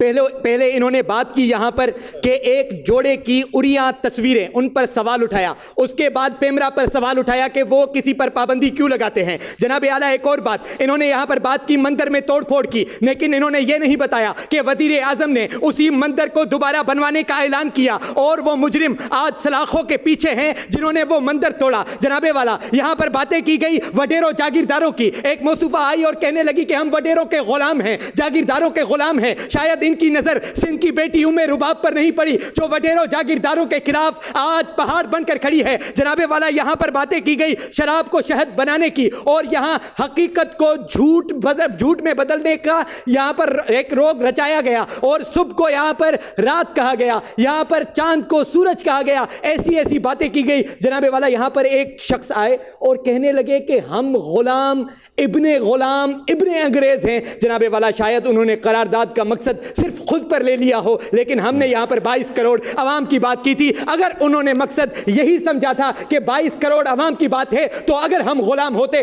तो अपनी करेंसी के मालिक ना होते, अगर हम गुलाम होते तो फिर दुनिया के नक्शे पर अपनी सरहदों के मुहाफिज और निगहबान ना होते, अगर हम गुलाम होते तो बैनुल अक़वामी मीडिया पर बैठकर डीप पॉकेट्स का तंज ना मारते, अगर हम गुलाम होते तो बैनुल अक़वामी मीडिया पर अमरीकी मुतालबे का जवाब एब्सोल्युटली नॉट में ना देते, अगर हम गुलाम होते तो फिर उनके हस्बे आरजू डू मोर के जवाब में अपने हस्बे मंशा नो मोर का जवाब ना देते, अगर हम गुलाम होते तो फिर अपने आइन को आज़ादी का परवाना समझते हुए उस पर फख्र ना करते, अगर हम गुलाम होते तो हमारी कौम का हर एक बच्चा अपने दिल का आगाज नामे खुदा और नामे मोहम्मद के बाद कौमी तराना पढ़कर ना करता, अगर हम गुलाम होते तो आज 14 अगस्त के दिन गमे गुलामी मनाते, अगर हम गुलाम होते तो अपने सीनों पर पाकिस्तान का झंडा ना सजाते। सदर अली वकार, ये सारी बातें इस बात की दलील हैं कि हम आज़ाद हैं, और अगर कायदे हिज़्ब इख्तलाफ इस बात पर कायल हो चुके हैं तो उनको भी जश्न आज़ादी मुबारक, वरना मीर सादिक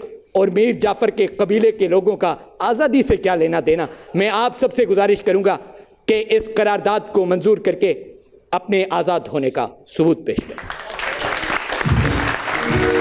अच्छा, एक बड़ी भारी जिम्मेदारी इन्होंने सदर साहब पर लगा दी है कि अपने आज़ाद होने का सबूत आपने देना है इस करारदाद को मंजूर करके।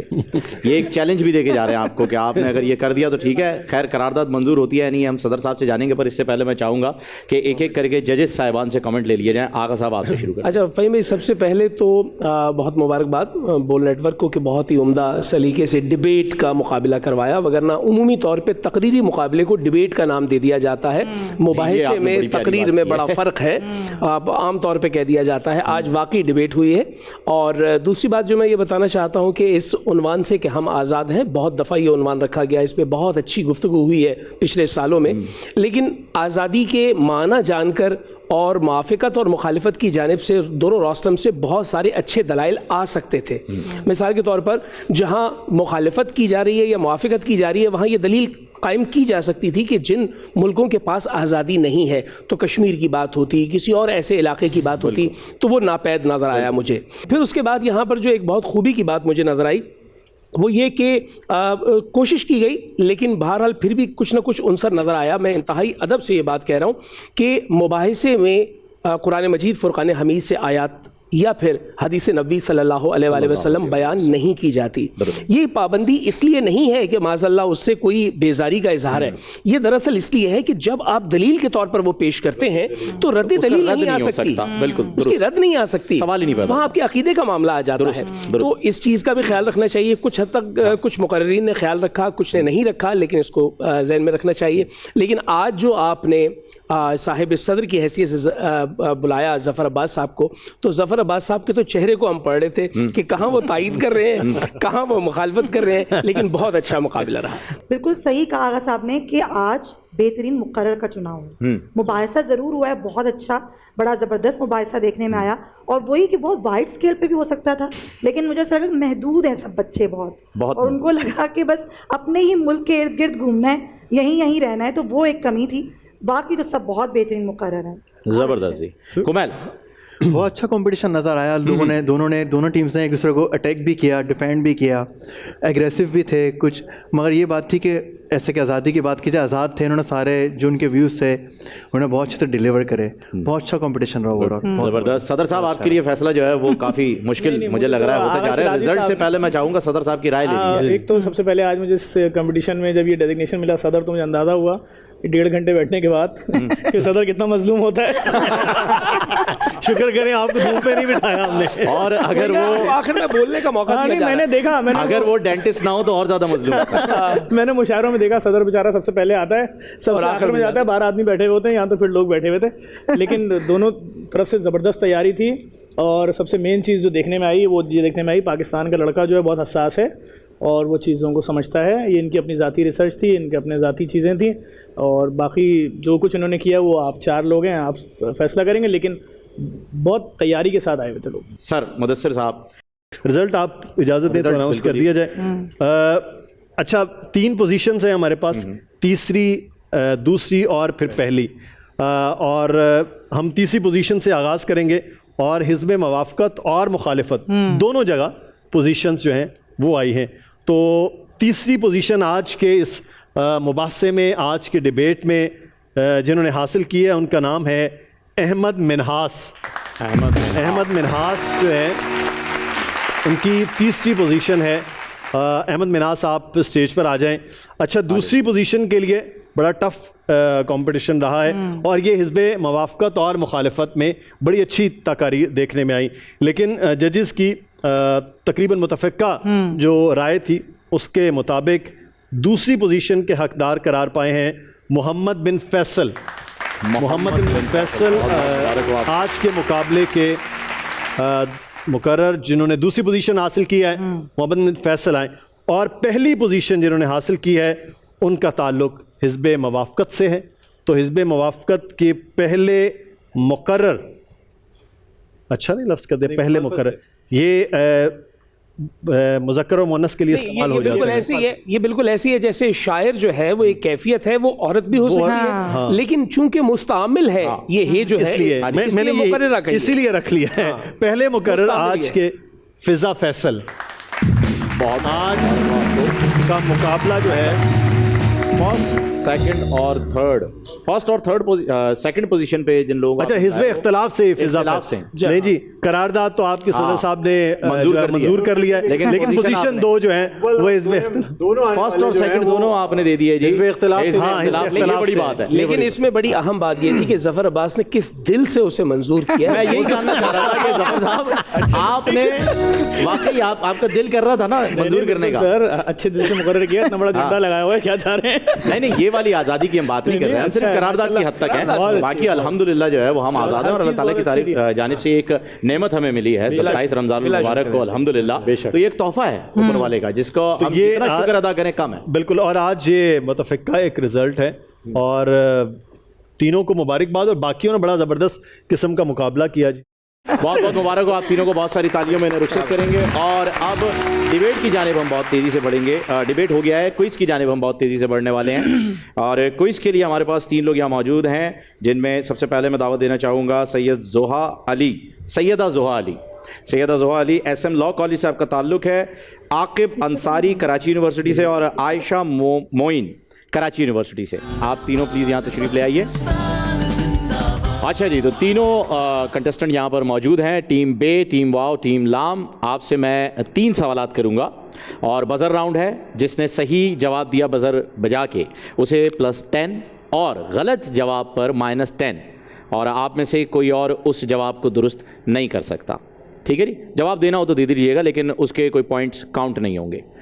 3 सवाल के बाद 3 आवाज़ें आपको यहाँ पर सुनवाई जाएंगी, जिनमें कोई तकरीर हो सकती है, कोई मिली नगमा हो सकता है, या कोई इंटरव्यू हो सकता है। आपने गैस करना है आवाज़ किसकी है, वो भी बज़र राउंड होगा। ठीक है, पहले सवालात के लिए आप लोग तैयार हैं? अपने अपने बज़र्स चेक कर लीजिएगा एक बार।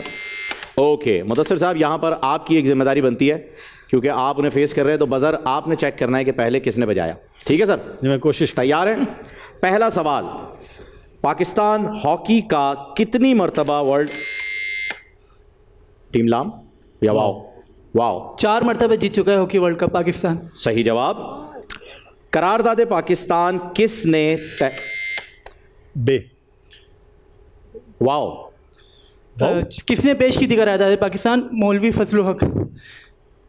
मैंने आपसे ये सवाल मुकम्मल नहीं किया था, आपके -10 हो गए क्योंकि आप सवाल ही गलत समझे। मेरा सवाल था किसने तहरीर की थी, इसका फ़ायदा नहीं होगा जनाब अब दोबारा प्रेस करने का। सवाल पूरा सुने, किसने तहरीर की थी? सवाल ये था मोहम्मद ज़फ़रुल्लाह ख़ान साहब ने, ठीक है जी।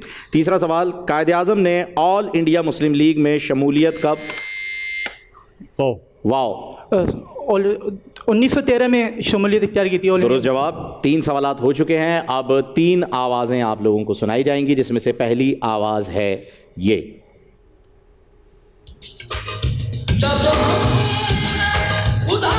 लाम। टीम लाम। नुसरत फ़तेह अली खान की आवाज़ है। मैं समझता हूँ इससे आसान कुछ हो नहीं सकता था। वो कोई कुछ नहीं हो सकता था इससे आसान लिया। इतने आसान लिया। बहुत खूब। दूसरी आवाज़।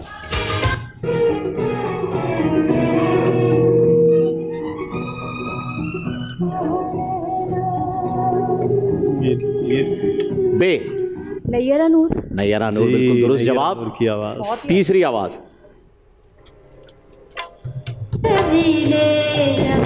लाम। नूरजहां। लाम।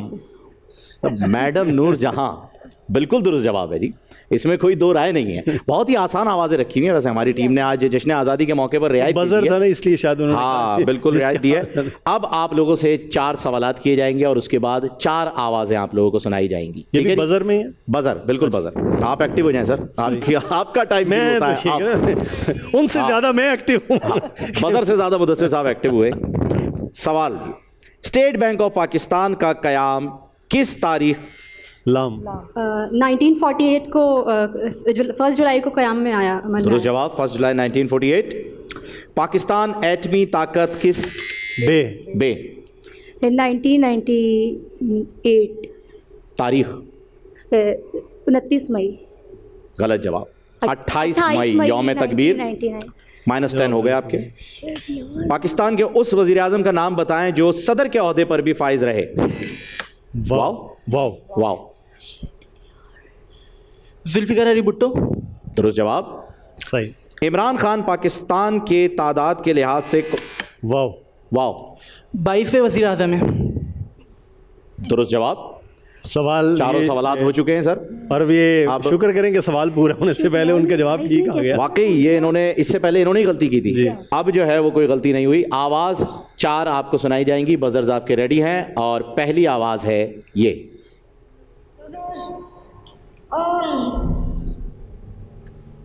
सबसे पहले मोहतरमा फातिमा जीना की आवाज़ है। दुरुस्त जवाब, बिल्कुल दुरुस्त। दूसरी आवाज़। डायलॉग को बोलने के लिए कम से कम इतनी ताकत चाहिए जो मुझ में नहीं है। मैंने ये सोचा कि अगर इसी डायलॉग को मुख्तलिफ एक्टर्स अगर अपने स्टाइल में डिलीवर करेंगे तो कैसे बोलेंगे। बस सबसे पहले आपकी जी 10 बहुत आसान 9 8 7 ऑप्शन दे मिल 6 ऑप्शन 4 6 के बाद 5 आ गया 4 3 2 1। अगर इससे आगे सुनवा देता तो सेकंड्स का भी काम नहीं था। सुनाए, पॉइंट्स नहीं मिलेंगे। ये जो मुझ में नहीं है, पर खा जावा पर डकार न मारा तो कैसे बोलेंगे। फारूक सत्तार के बारे में तो हम सब ये जवाब सही है सर, आपके लिए ये जवाब आप अपने महदूद आपके लिए दुरुस्त है ये, लेकिन ये मोइन अख्तर साहब की आवाज़, उस्ताद मोहतरम मोइन अख्तर साहब। नहीं कोई पॉइंट नहीं। मोइन भाई तो सर हमारे, मैं कहती हूँ उस्ताद मोहतरम मोइन भाई, तो फिर मोइन भाई। यह बड़ा अफसोस हुआ।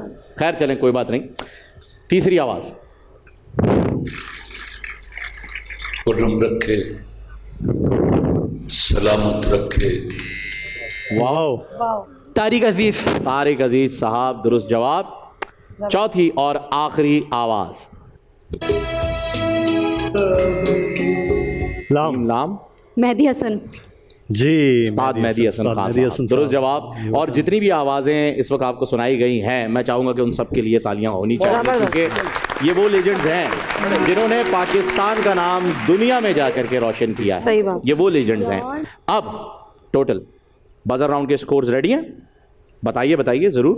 पहले बजर राउंड के स्कोर देख लेते हैं। टीम बे आपके 0 पॉइंट्स हैं, टीम वाओ 50 पॉइंट्स, टीम लाम 40 पॉइंट्स। लेकिन अभी एक राउंड बाकी है, रैपिड फायर, और आपको मौका मिलता है अपने स्कोर्स को बढ़ाने का। सबसे पहले मैं टीम बे से सवालात करूंगा। आप तैयार हैं? 1 मिनट का वक्त आपको दिया जाएगा, सही गलत में आपने बताना है अपना जवाब। रेडी? पाकिस्तान का झंडा किसने डिजाइन किया? अमीरुद्दीन कुतवाई। दुरुस्त जवाब। पाकिस्तान ने पहला सिफारत खाना किस मुल्क में कायम किया? ईरान में। सही जवाब। पाकिस्तान भारत से चैंपियन ट्रॉफी किस तारीख को जीता था? 16 जून। गलत जवाब। पाकिस्तान का मौजूदा आइन कब नाफिज हुआ? 1973। तारीख? 23 मार्च। गलत जवाब। 14 अगस्त। क्रिकेट वर्ल्ड कप 1992 के फाइनल में मैन ऑफ द मैच कौन थे? वसीम अकरम। दुरुस्त। पाकिस्तान की सबसे लंबी सड़क कौन सी है? शाहराह पाकिस्तान। दुरुस्त। पाकिस्तान का सबसे बड़ा हॉकी स्टेडियम कहाँ है? लाहौर। दुरुस्त। पाकिस्तान में कुल आइन कितने हैं? 3। दुरुस्त। पाकिस्तान का सबसे बड़ा फौजी अवार्ड कौन सा है? निशान हैदर। दुरुस्त। पाकिस्तान का सबसे बड़ा अजायब घर कौन सा है? पाकिस्तान का सबसे बड़ा अजायब घर? लाहौर म्यूजियम। दुरुस्त। पाकिस्तान को तस्लीम करने वाला पहला मुल्क कौन सा था? ईरान। दुरुस्त। पाकिस्तान का बुलंद तरीन पहाड़ी सिलसिला कौन सा है? K2। गलत। पाकिस्तान के सबसे पहले मेडिकल कॉलेज का नाम बताएं। National medical college. दुरुस्त। पाकिस्तान की सबसे बड़ी यूनिवर्सिटी कौन सी है और कहाँ है? पंजाब यूनिवर्सिटी। दुरुस्त।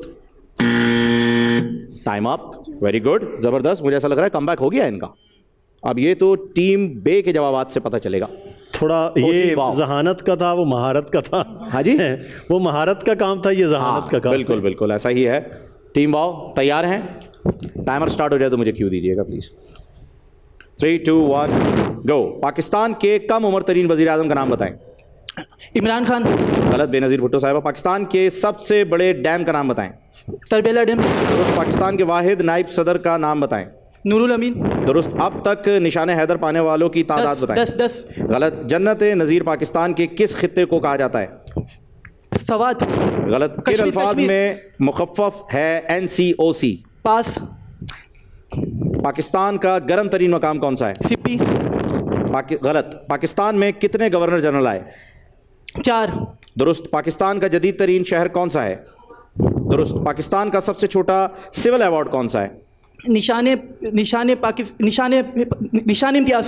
गलत। तमगाए खिदमत। पाकिस्तान का सबसे बड़ा रेलवे स्टेशन कहाँ है? लाहौर में। दुरुस्त। पाकिस्तान का सबसे छोटा डैम कौन सा है? तरबेला डैम। वारिस। पाकिस्तान की सबसे खूबसूरत झील कौन सी है? सैफुल मुल्क। दुरुस्त। औलिया का शहर किस शहर को कहा जाता है? दुरुस्त। Time up. मुकाबला बराबरी का लग रहा है मुझे अभी तक तो। आपका क्या ख्याल है सदर साहब? थोड़ा सा मुश्किल हो गया बच्चे के लिए। थोड़ा सा मुश्किल हो गया था उनके लिए, हिचकिचाहट आ गई थी। टीम लाम आप तैयार हैं? ये आखिरी मौका है हराने का इन्हें, ठीक है? अगर बल्कि नहीं, मैं इन्हें कोई हिंट नहीं दे सकता वरना दूसरों के साथ ज्यादती हो जाएगी। आपका टाइम शुरू होता है अब। पाकिस्तान का सबसे बड़ा सहरा कौन सा है? थर। दुरुस्त। बाबा भुल्ले शाह का मज़ार किस शहर में है?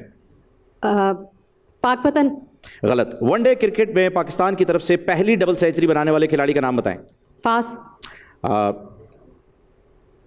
अलामा इकबाल की वफात की तारीख बताएं। 1877। गलत। पाकिस्तान के पहले निजी चैनल का आगाज कब किया गया? पास। 1990। पहला निशान हैदर किसे दिया गया? कैप्टन सरवर। कैप्टन सरवर। दुरुस्त। सबसे लंबी मुद्दत मुलाजमत बतौर वजीर आजम किसने की? ख्वाजा नाज़मुद्दीन। लियाकत अली खान। पाकिस्तान में सबसे ज़्यादा बारिश कहाँ होती है? मरी। दुरुस्त। शाहीनों का शहर किस शहर को कहा जाता है? सरगोदा। दुरुस्त। पाकिस्तान के पहले चीफ मार्शल लॉ एडमिनिस्ट्रेटर कौन थे? अयूब खान। दुरुस्त। आबादी के लिहाज से पाकिस्तान का सबसे छोटा सूबा कौन सा है? झेलम। गलत। रोशनियों का शहर किस शहर को कहते हैं? दुरुस्त। Time up. जहलम। वो जिले के एतबार से उन्होंने सही जवाब दिया, वो जिला समझिए। मेरा सवाल ये है कि सूबा जहलम के दारुल खिलाफा का नाम क्या है? सर सूबा जहलम के पहले तो हमें चीफ मिनिस्टर ढूंढने होंगे, पता तो करें उन्होंने लॉकडाउन लगाया नहीं लगाया। अच्छा, सबसे छोटा जिला जहलुब कहलाता है, तब हाँ, उन्होंने सूबे की जगह जिला समझ लिया। वो जल्दी में ऐसा हो जाता है। पेपर आउट होने में कुछ ऊपर नीचे तो नहीं हो गया? कुछ लम्हों के लिए मुझे भी लगा, मैंने कहा ये क्या हुआ है, ये आउट ऑफ द बॉक्स क्या आ गया। नहीं जी, बलूचिस्तान है सूबा। रिजल्ट्स रेडी है जी। सबसे कम पॉइंट्स आज तीसरी पोजीशन पे जो आ रहे हैं वो कौन है? टीम लाम 100 पॉइंट्स के साथ। दूसरी पोजीशन पर आने वाले शख्स या मोहतरमा का नाम बताइए। 110 पॉइंट्स के साथ सेकंड पोजीशन पर हैं टीम बे।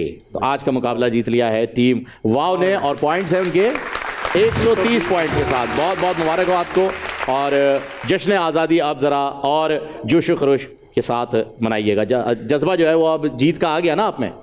जी बिल्कुल। बहुत ये बहुत तो मुझे टेंशन में लग रहा है, आपको लग रहा था आप जीत जाएंगे, ऐसा लगा ये क्या हो गया, मैं कैसे जीत गया। जश्न आज़ादी के इस पुरमसरत मौके पर हमारे पाकिस्तान स्टार के बहुत ही ज़बरदस्त टैलेंटेड कुछ थिएटर आर्टिस्ट यहाँ मौजूद हैं जिन्होंने एक थिएटर प्ले जो है वो तैयार किया है।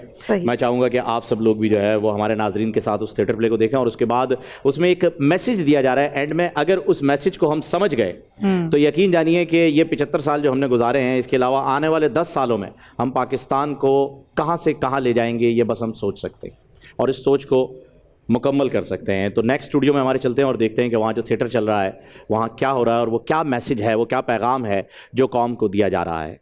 दिखाइए।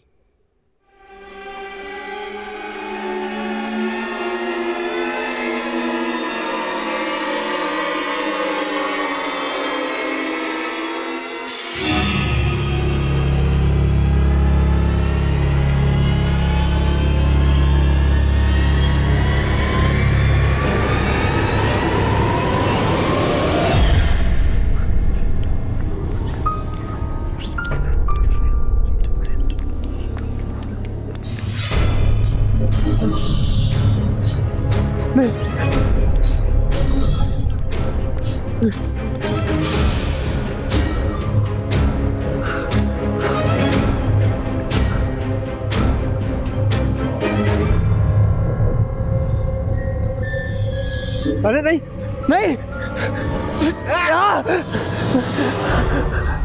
क्या कर रही, छोड़ो,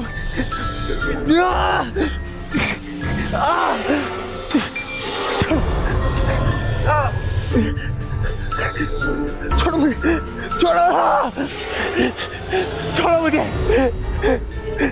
अरे मदद करो मेरी, पाकिस्तान छोड़ दो, पाकिस्तान को मदद करो मेरी, छोड़ दो पाकिस्तान को, अरे छोड़ दो पाकिस्तान को, क्यों पकड़ के रखा हुआ इसको, छोड़ दो। कौन हो तू? कौन? मैं पाकिस्तान की आवाम हूँ और मैं इसकी मदद करने आया हूँ। छोड़ दो, तुम कौन हो? छोड़ दो मुझे। पाकिस्तान देखो, मदद करो मेरी, क्या हालत कर दी है पाकिस्तान की, मदद करो पाकिस्तान की। कौन हो तुम?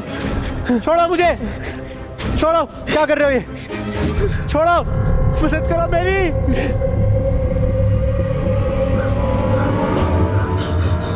क्या कर रहे हो ये, क्या कर रहे हो ये, क्या कर रहे हो ये? नहीं, मुझे बचाओ, इसको पाकिस्तान बचाओ मुझे, छोड़ दो मेरे पाकिस्तान। क्या करने रहते हो, कौन हो?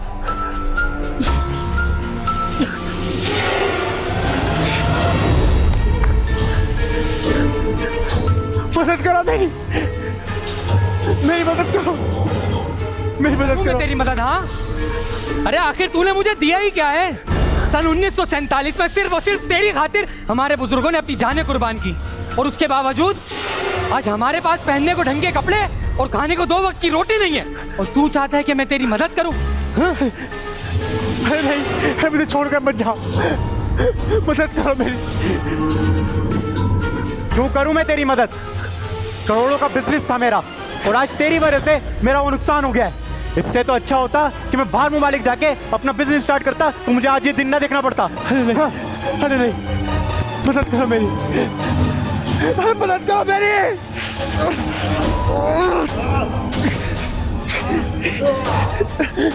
मदद करो मेरी। क्यों करूं मैं तेरी मदद, क्यों करूं?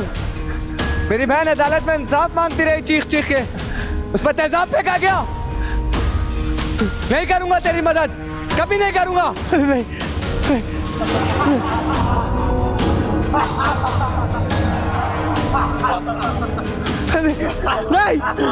नहीं।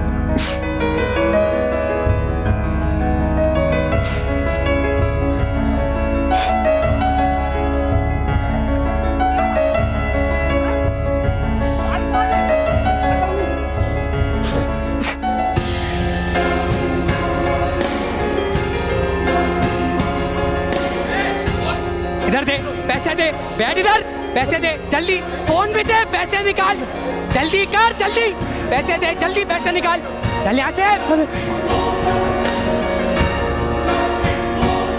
रोक इसको, रोक इसको, रोक, अरे नहीं, रोक, रोक, रोक इसको, अरे मार इसको, अरे अरे अरे बच्चे इधर आ, इधर आ, इधर आ, इधर आओ, बैठ, बैठ, बैठ, चल, पी इसको, ओए, शाबाश, ओए क्या हो रहा है यहाँ? क्या हो रहा है? क्या हो रहा है? सीधा बैठ, इधर बैठ, इधर मत, इधर मत, सब क्या क्या ये हाथ में क्या तेरे? तेरे तो मैं बाप को बताऊंगा तेरी ये सारी हरकतें सब। इधर दे, चल थाने चल, चल बेटा थाने चल, थाने चल। साहब माफ, साहब क्या सर क्या कर रहा है ये? साहब गलती हो गई। क्या रिश्वत? पाकिस्तानी पुलिस को रिश्वत? साहब माफ कर दो साहब, साहब साहब गलती हो गई। चल इस दफा जाने दे रहा हूँ, उठ निकल, चल चल, और नजर आया तेरे बाप को बताऊंगा, इधर दबाओ बेगैरत। हाय हाय हाय हाय हाय, बेचारा पाकिस्तान, क्या हालत कर दी हमारे नौजवानों ने इसकी।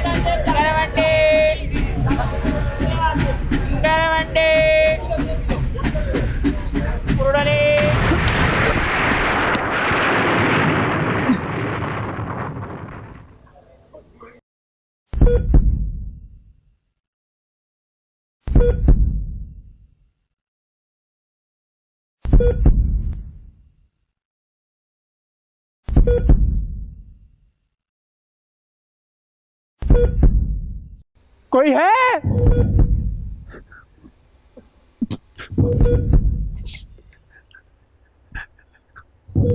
कोई है?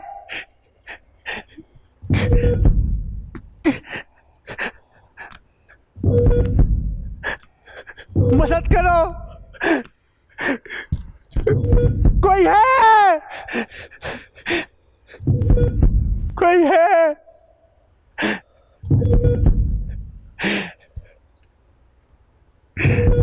अरे क्या किया तुम लोगों ने ये? क्या किया तुम लोगों ने ये?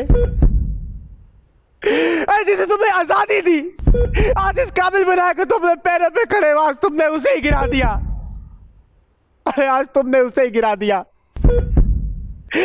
अरे सच बताऊं तो मुझ में रहना कौन चाहता है? अरे कोई लंदन जाना चाहता है, कोई चाइना जाना चाहता है, कोई अमेरिका जाना चाहता है।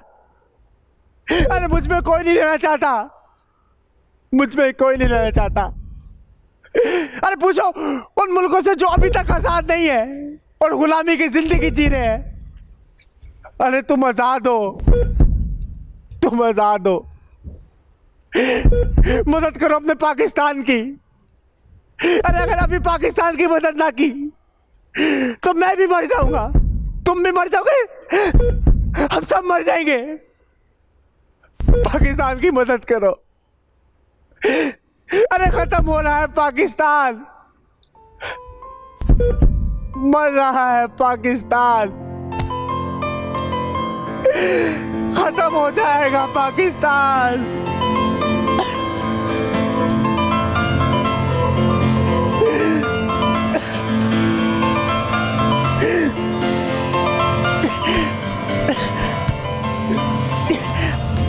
ठहरो बेटा, मैं से नहीं उठूंगा बेटा। पहले मेरे अंदर जो गंदगी है वो साफ करनी होगी बेटा, वो गंदगी साफ करनी होगी बेटा।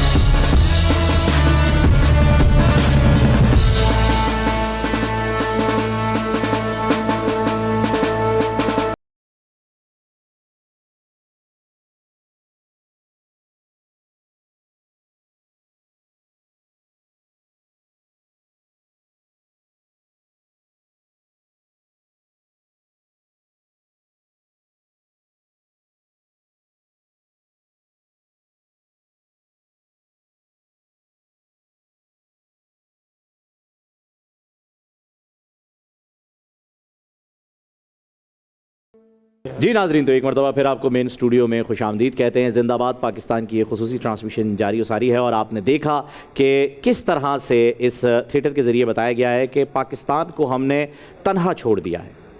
अगर कोई मुसीबत में हो आपका अपना, अगर उस पर कोई जुल्म हो रहा हो, अगर उसे कोई तकलीफ़ हो, कोई दुख हो, कोई बीमारी हो, तो आप उसे अकेला नहीं छोड़ते। यहाँ तक कि अगर आइसोलेशन में भी कोई है, क्वारंटीन में भी आपका कोई रिश्तेदार जा रहा है, तो आप पीपीई सूट पहनकर उसका ख्याल करते हैं, उसकी देखभाल करते हैं, उसके खाने पीने का भी जो है वो आप ख्याल रखते हैं। इसी तरह से मुल्क को भी तन्हा नहीं छोड़ा जाता। अगर मुल्क पर कोई मुसीबत आ जाए या मुल्क को किसी दुश्वारी का सामना हो तो उसे अकेला नहीं छोड़ा जाता, क्योंकि ये मुल्क बड़ी जद्दोजहद के बाद हासिल किया गया है। इस मुल्क की तारीख़ 1947 से शुरू नहीं होती। इस मुल्क की तारीख शुरू होती है 1857 से, जब बहादुर शाह जफ़र के नाश्ते की टेबल पर अंग्रेज़ों ने उनके बेटों के कटे हुए सर ला करके रखे थे। तब से जब सर सैयद अहमद ख़ान साहब ने एक मुहिम चलाई कि आपको सियासत से पहले तालीम की ज़रूरत है, ताकि आप ये जान सकें कि तालीम कैसे हासिल करनी है, और उस तालीम तक पहुँचाने के लिए उनके पास पैसे नहीं थे।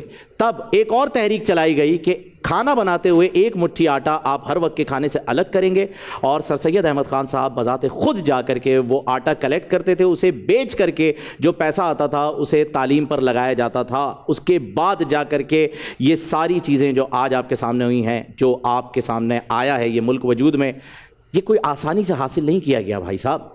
इसे आप ये मत समझिएगा कि आपने एक डिबेट की है और वहाँ जाकर आपने अंग्रेज़ों को बता दिया कि हमें मुल्क चाहिए और उन्होंने कहा ठीक है जी आपको मुल्क दे देते। नहीं, कायद-ए-आज़म मोहम्मद अली जिन्ना साहब की बहुत जद्दोजहद के बाद ये मुल्क हमने हासिल किया है। इस मुल्क को मैं कहता हूँ कि इस मुल्क के साथ ऐसा ना करें जैसा आप कर रहे हैं। इस मुल्क को ये कहना कि यार ये तो पाकिस्तान है, यहाँ तो यही होगा, ये गलत है।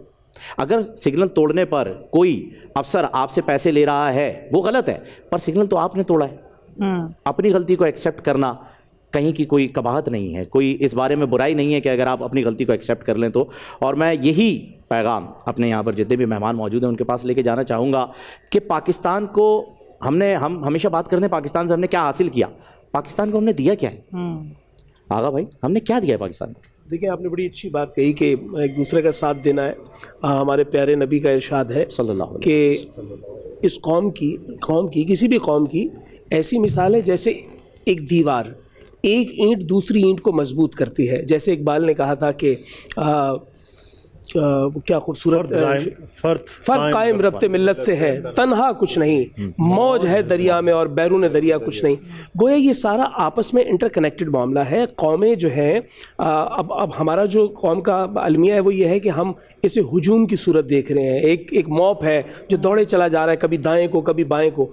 तो वो जो कौम बनने की पहली खुसूसियत है, बुनियादी खुसूसियत है, वो ये है कि जब ये एक दूसरे के साथ मदगम हो जाए, एक दूसरे का एहसास करने लग जाए। आपने थिएटर के ज़रिए से भी, यहाँ गुफ्तगू के ज़रिए से भी मुसलसल यही बात आपने कही है कि आपस में जब इंटरकनेक्ट हो जाएंगे, एक दूसरे का एहसास करने लगेंगे। जैसे एहसास का आदमी ये बैठा है, इसका नाम ज़फ़र अब्बास है, वो अपने सारे मामूलात छोड़कर इस एहसास की वजह से ही तो रोड पर उतर के काम कर रहा है। ये कुमैल बैठा हुआ ये काम कर रहा है। तो हम अगर एहसास के इस बंधन में जुड़ जाए तो कमाल हो जाएगा। वो कहते हैं ना कि खून के रिश्ते नहीं होते, एहसास के रिश्ते होते हैं। दुरुस्त बुलंद इकबाल साहब। वही मैं समझूंगा कि हम जिस तरह आगा शिराज़ी ने कहा ना कि हम बस हैसियत बाज़ दफ़ा चीज़ें देख लेते हैं कि सब लोग क्या कर रहे हैं, यानी हम तनकीद करेंगे सब पे कि पाकिस्तानी कौम जो है ना वो सफाई का ख्याल नहीं रखती, फला काम नहीं करती।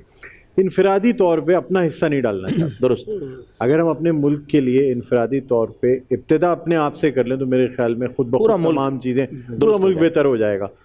और जो नेमतें, जो चीज़ें आपको हासिल है ना, उसका शुक्र अदा करना कभी ना हो। बेशक हम शुक्र गुजार कौम बन जाएंगे तो हम नाशुक्र हो गए हैं। हमें अक्सरियत जो है वो नाशुक्र की हो गई है। तमाम चीज़ें हासिल होने के बावजूद भी हम दूसरों को देख रहे होते हैं कि फलां के पास ये चीज़ है। भाई आपके पास ये चीज़ है, पहले उसका तो शुक्र अदा कर लो। आप अगर एक नॉर्मल, एक सेहतमंद इंसान की सूरत में, आज़ाद शहरी की सूरत में, एक फर्स्ट क्लास सिटीज़न की सूरत में अगर आप सांस ले रहे हैं ना, इससे बड़ी नेमत बहुत कोई नहीं है। बहुत बड़ी कमाल। इस आज़ादी के मौके पे एक छोटा सा पैगाम देना चाहूँगा कि हम सबको चाहिए कि एक दूसरे को आज़ादी दें। फॉर एग्जांपल किसी पे ज़बरदस्ती कोई काम ना कराएं। जो भी इस मुल्क के लिए अच्छा काम कर रहा है उसको सपोर्ट करें, उसे अपना स्पेस दें। भाई आप जो भी अच्छा काम कर रहा है उसको सपोर्ट करें, ना कि डिग्रेड करें। सबसे अच्छा मैसेज यही मेरे मुताबिक यही है, इंसानियत के लिए सोचें। सुमैया। अच्छा, अभी सबकी बात सुन के एक जहन में चीज़ आई किसी भी इंसान की जो पहली तरबियत गाह होती है उसका घर होता है, उसकी माँ होती है। जब आप घर में ही सुनते हैं कि क्या रखा है इस मुल्क में बेटा, तुम बाहर चले जाओ पढ़ने, तो माँ अपना करियर बनाओ, यहाँ तो ना तालीमी निज़ाम है ना तुम्हें जॉब्स मिलनी है, माना बहुत सारी बुराइयाँ हैं, लेकिन जब आप बच्चे के जहन में डालना शुरू करते हैं बचपन से कि यहाँ कुछ नहीं रखा और तुम्हें यहाँ कुछ नहीं मिलेगा, बल्कि ये डालें कि तुमने इस मुल्क को क्या देना है, तुम अपना काम करो, बाकी तुम्हारा नसीब है। तो मुझे लगता है कि हम माँओं को, क्योंकि मैं भी एक माँ हूँ, हम माँओं को यहाँ बच्चों के जहन में पॉजिटिविटी डालने की ज़रूरत है, अच्छी तरबियत की बहुत ज़रूरत है, जो कि हम माजरत के साथ अभी नहीं कर रहे। दुरुस्त। मुल्क की मोहब्बत को उजागर कराना बहुत ज़रूरी है, उन्हें यह एहसास दिलाना ज़रूरी है कि मुल्क और कौम कितने ज़रूरी होते हैं आपके लिए, आपकी पहचान है ये। बिल्कुल। और मुझे तो वो मिली नगमा याद आ रहा है जो कि बहुत ही ज़बरदस्त और हर दिल अजीज़, यूँ दी हमें आज़ादी की दुनिया हुई हैरान, ए कायद आज़म तेरा एहसान है एहसान। तो कायद आज़म ने हमें मुल्क इतनी जद्दोजहद के बाद, इतनी मेहनत के बाद, मुदस्सिर भाई, इसलिए तो नहीं लेके दिया था कि हम आपस में झगड़ा करते रहें, बिल्कुल लड़ते रहें। हम तकसीम दर तकसीम का जो अमल है, देखें हमारी ज़बान अलग हो सकती है, कौमियत अलग हो सकती है, हम अलग अलग जगहों पर रहते हैं, हमारी सकाफ़त कल्चर अलग है, उसके बावजूद हमें जो एक चीज़ यूनाइट करती है वो पाकिस्तान है। आप देखते हैं जब पाकिस्तान के पिछले दिनों में हमने ओलंपिक्स के मुकाबले देखे, हमारे फाइनल राउंड में एक प्लेयर पहुंचा, पूरी पाकिस्तानी कौम पाकिस्तानी बनकर सोच रही थी। उस वक्त ना कोई पंजाबी, सिंधी, पठान, महाजर, कोई चीज़ नहीं थी। जब हम पाकिस्तान के, इवन इंडिया पाकिस्तान के क्रिकेट मैच देखते हैं, स्पोर्ट्स है, उस वक्त इतनी कौम इकट्ठी हो जाती है। तो मेरा ख्याल है आज 14 अगस्त के दिन को हमें आज ना किसी अहद भी करना है। और मुझे गुफ्तगू के दौरान आपके जो आपने कहा ना कि हमें जो आज़ादी मिली, तो आज हमें एक अहद भी करना है अपने वतन के साथ कि हमें आगे क्या करना है, वतन की हिफाजत के लिए, वतन की तरक्की के लिए हमें कसम भी खाना है। तो अगर आपकी इजाज़त हो तो मैं कुछ चंद अशार साहब, कसम है हमें अपने ताज़ा लहू की, कसम ज़िंदगी की, कसम आबरू की, सदा हम रहेंगे वतन के निगहबां, वतन अपना काबा, वतन अपना ईमा, गर कोई समझे बहक जाएंगे हम, तो गरज के ये बात समझाएंगे हम, जो नफ़रत बढ़ाकर वतन बेचते हैं वो अपनी ही माँ का कफन बेचते हैं, किसी को ये सौदा चुकाने न देंगे, वतन पर कभी आँच आने न देंगे। तो ये इस बात का, इस अज़्म का आदा करना ज़रूरी है। क्या बात है जी, बहुत खूब। ज़फ़र भाई, मैं ये बोलूँगा, देखें जिस तरह से यहाँ पर मुख्तलिफ़ कार्ड खेले जाते हैं मुख्तलिफ़ टाइम में, कभी आप ज़बान के नाम पे दुश्मन लड़वाता है, कभी सूबे के नाम पे लड़वाता है, कभी मज़हब के नाम पे, कभी मसलक के नाम पे। काश जिस वक्त 1947 में वो ट्रेनें यहाँ पहुँची थी जो वहाँ से ज़िंदा लोगों को लेके चली थी, जो वहाँ पर आबरूज़दा बहनों को लेके चली थी, और जब यहाँ पहुँचती हैं वो ट्रेनें तो उसके अंदर लोग ज़िंदा नहीं थे, वहाँ बहनों की आबरूएँ छिन चुकी थी, इज़्ज़तें लुट चुकी थी। काश हम उन ट्रेनों को रख लेते और उनको म्यूज़ियम में रखते, और एक एक सीट, एक एक कदम की स्टोरी होती कि ये जो खून की 15 लेयर्स हैं, इस पर कितने बाप थे, कितने भाई थे जिन्होंने अपनी बहनों की आबरू बचाने के लिए जान दी, कितनों के सर कटे, कितनों के जिस्म कटे। और अगर अब भी किसी को यकीन नहीं आता तो मैं बोलता हूँ आप कुछ नहीं करें, आप करोड़ों की आबादी का शहर है कराची, कब्रिस्तान में चले जाएं और जिस बुज़ुर्ग की कब्र पे आप खड़े होंगे पूछें तो इस बुज़ुर्ग की हिस्ट्री क्या थी, तो बताया जाएगा हिंदुस्तान में जिस बच्चे का दादा था इसकी अपनी जागीर थी, और जब इस मुल्क में आया तो मरते दम तक किराए के मकान में रहता रहा और कस्में खा के सबको बताता रहा कि मेरी 1000 गज की कोठी थी, लेकिन इस मुल्क के लिए छोड़ के आया था और यहाँ किराए के मकान में मूसा कॉलोनी में रहता रहा और मर गया। और इस बात का तमस्कुर भी उड़ाया जाता है कि यार जो भी वहाँ से आया है इतनी कोठियाँ छोड़कर आ गया। सर वहाँ से 10 लोग चलते थे तो शायद कोई 1 या 2 पहुँचते थे, और उसके बाद 30-30 साल बाद मिले बहन भाई कि मैं फलां शहर में भाग गया था, तो इस तरह कोई निज़ाम तो था नहीं, ना खत था, ना जगह थी, ना घर था कि पहुँचना कहाँ है, किस मंजिल पे, कोई गुजरांवाला में उतरा तो कोई कराची में उतरा। 30-30 साल बाद बहन भाई मिले।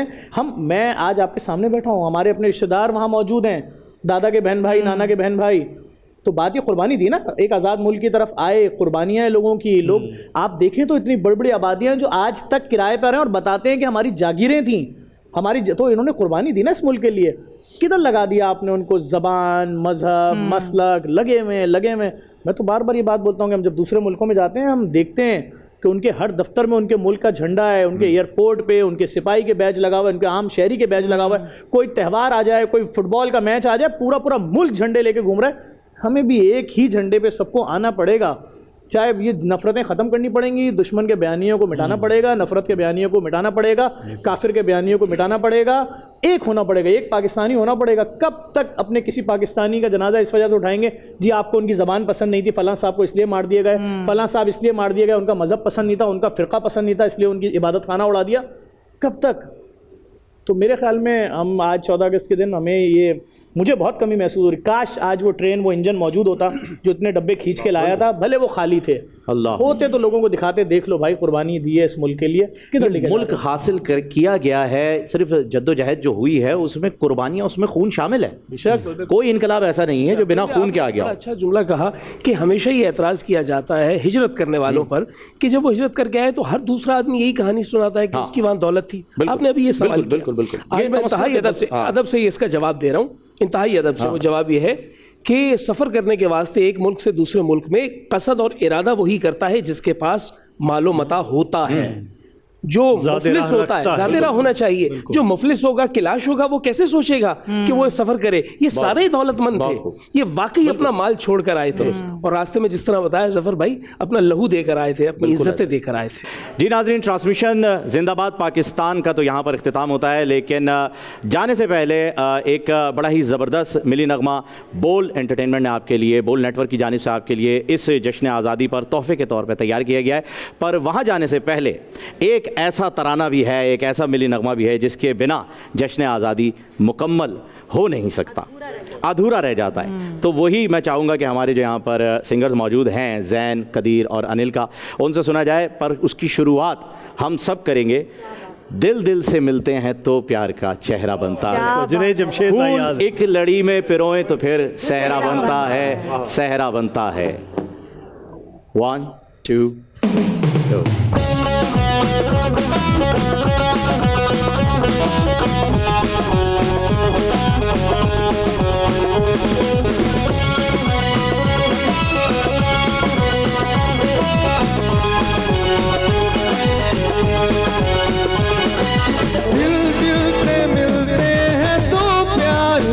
ज़हरा बनता है, ज़हरा बनता है। एक लड़ी में पिरोए तो फिर सहरा बनता है, सहरा बनता है। दिल दिल पाकिस्तान जा जा पाकिस्तान, दिल दिल पाकिस्तान जा जा पाकिस्तान, दिल दिल पाकिस्तान जा जा पाकिस्तान, दिल दिल पाकिस्तान जा जा पाकिस्तान। ऐसी ज़मीं और आसमां, दिल के सिवा जाना कहाँ। बढ़ती रहे ये रोशनी, चलता रहे ये कारवां। पाकिस्तान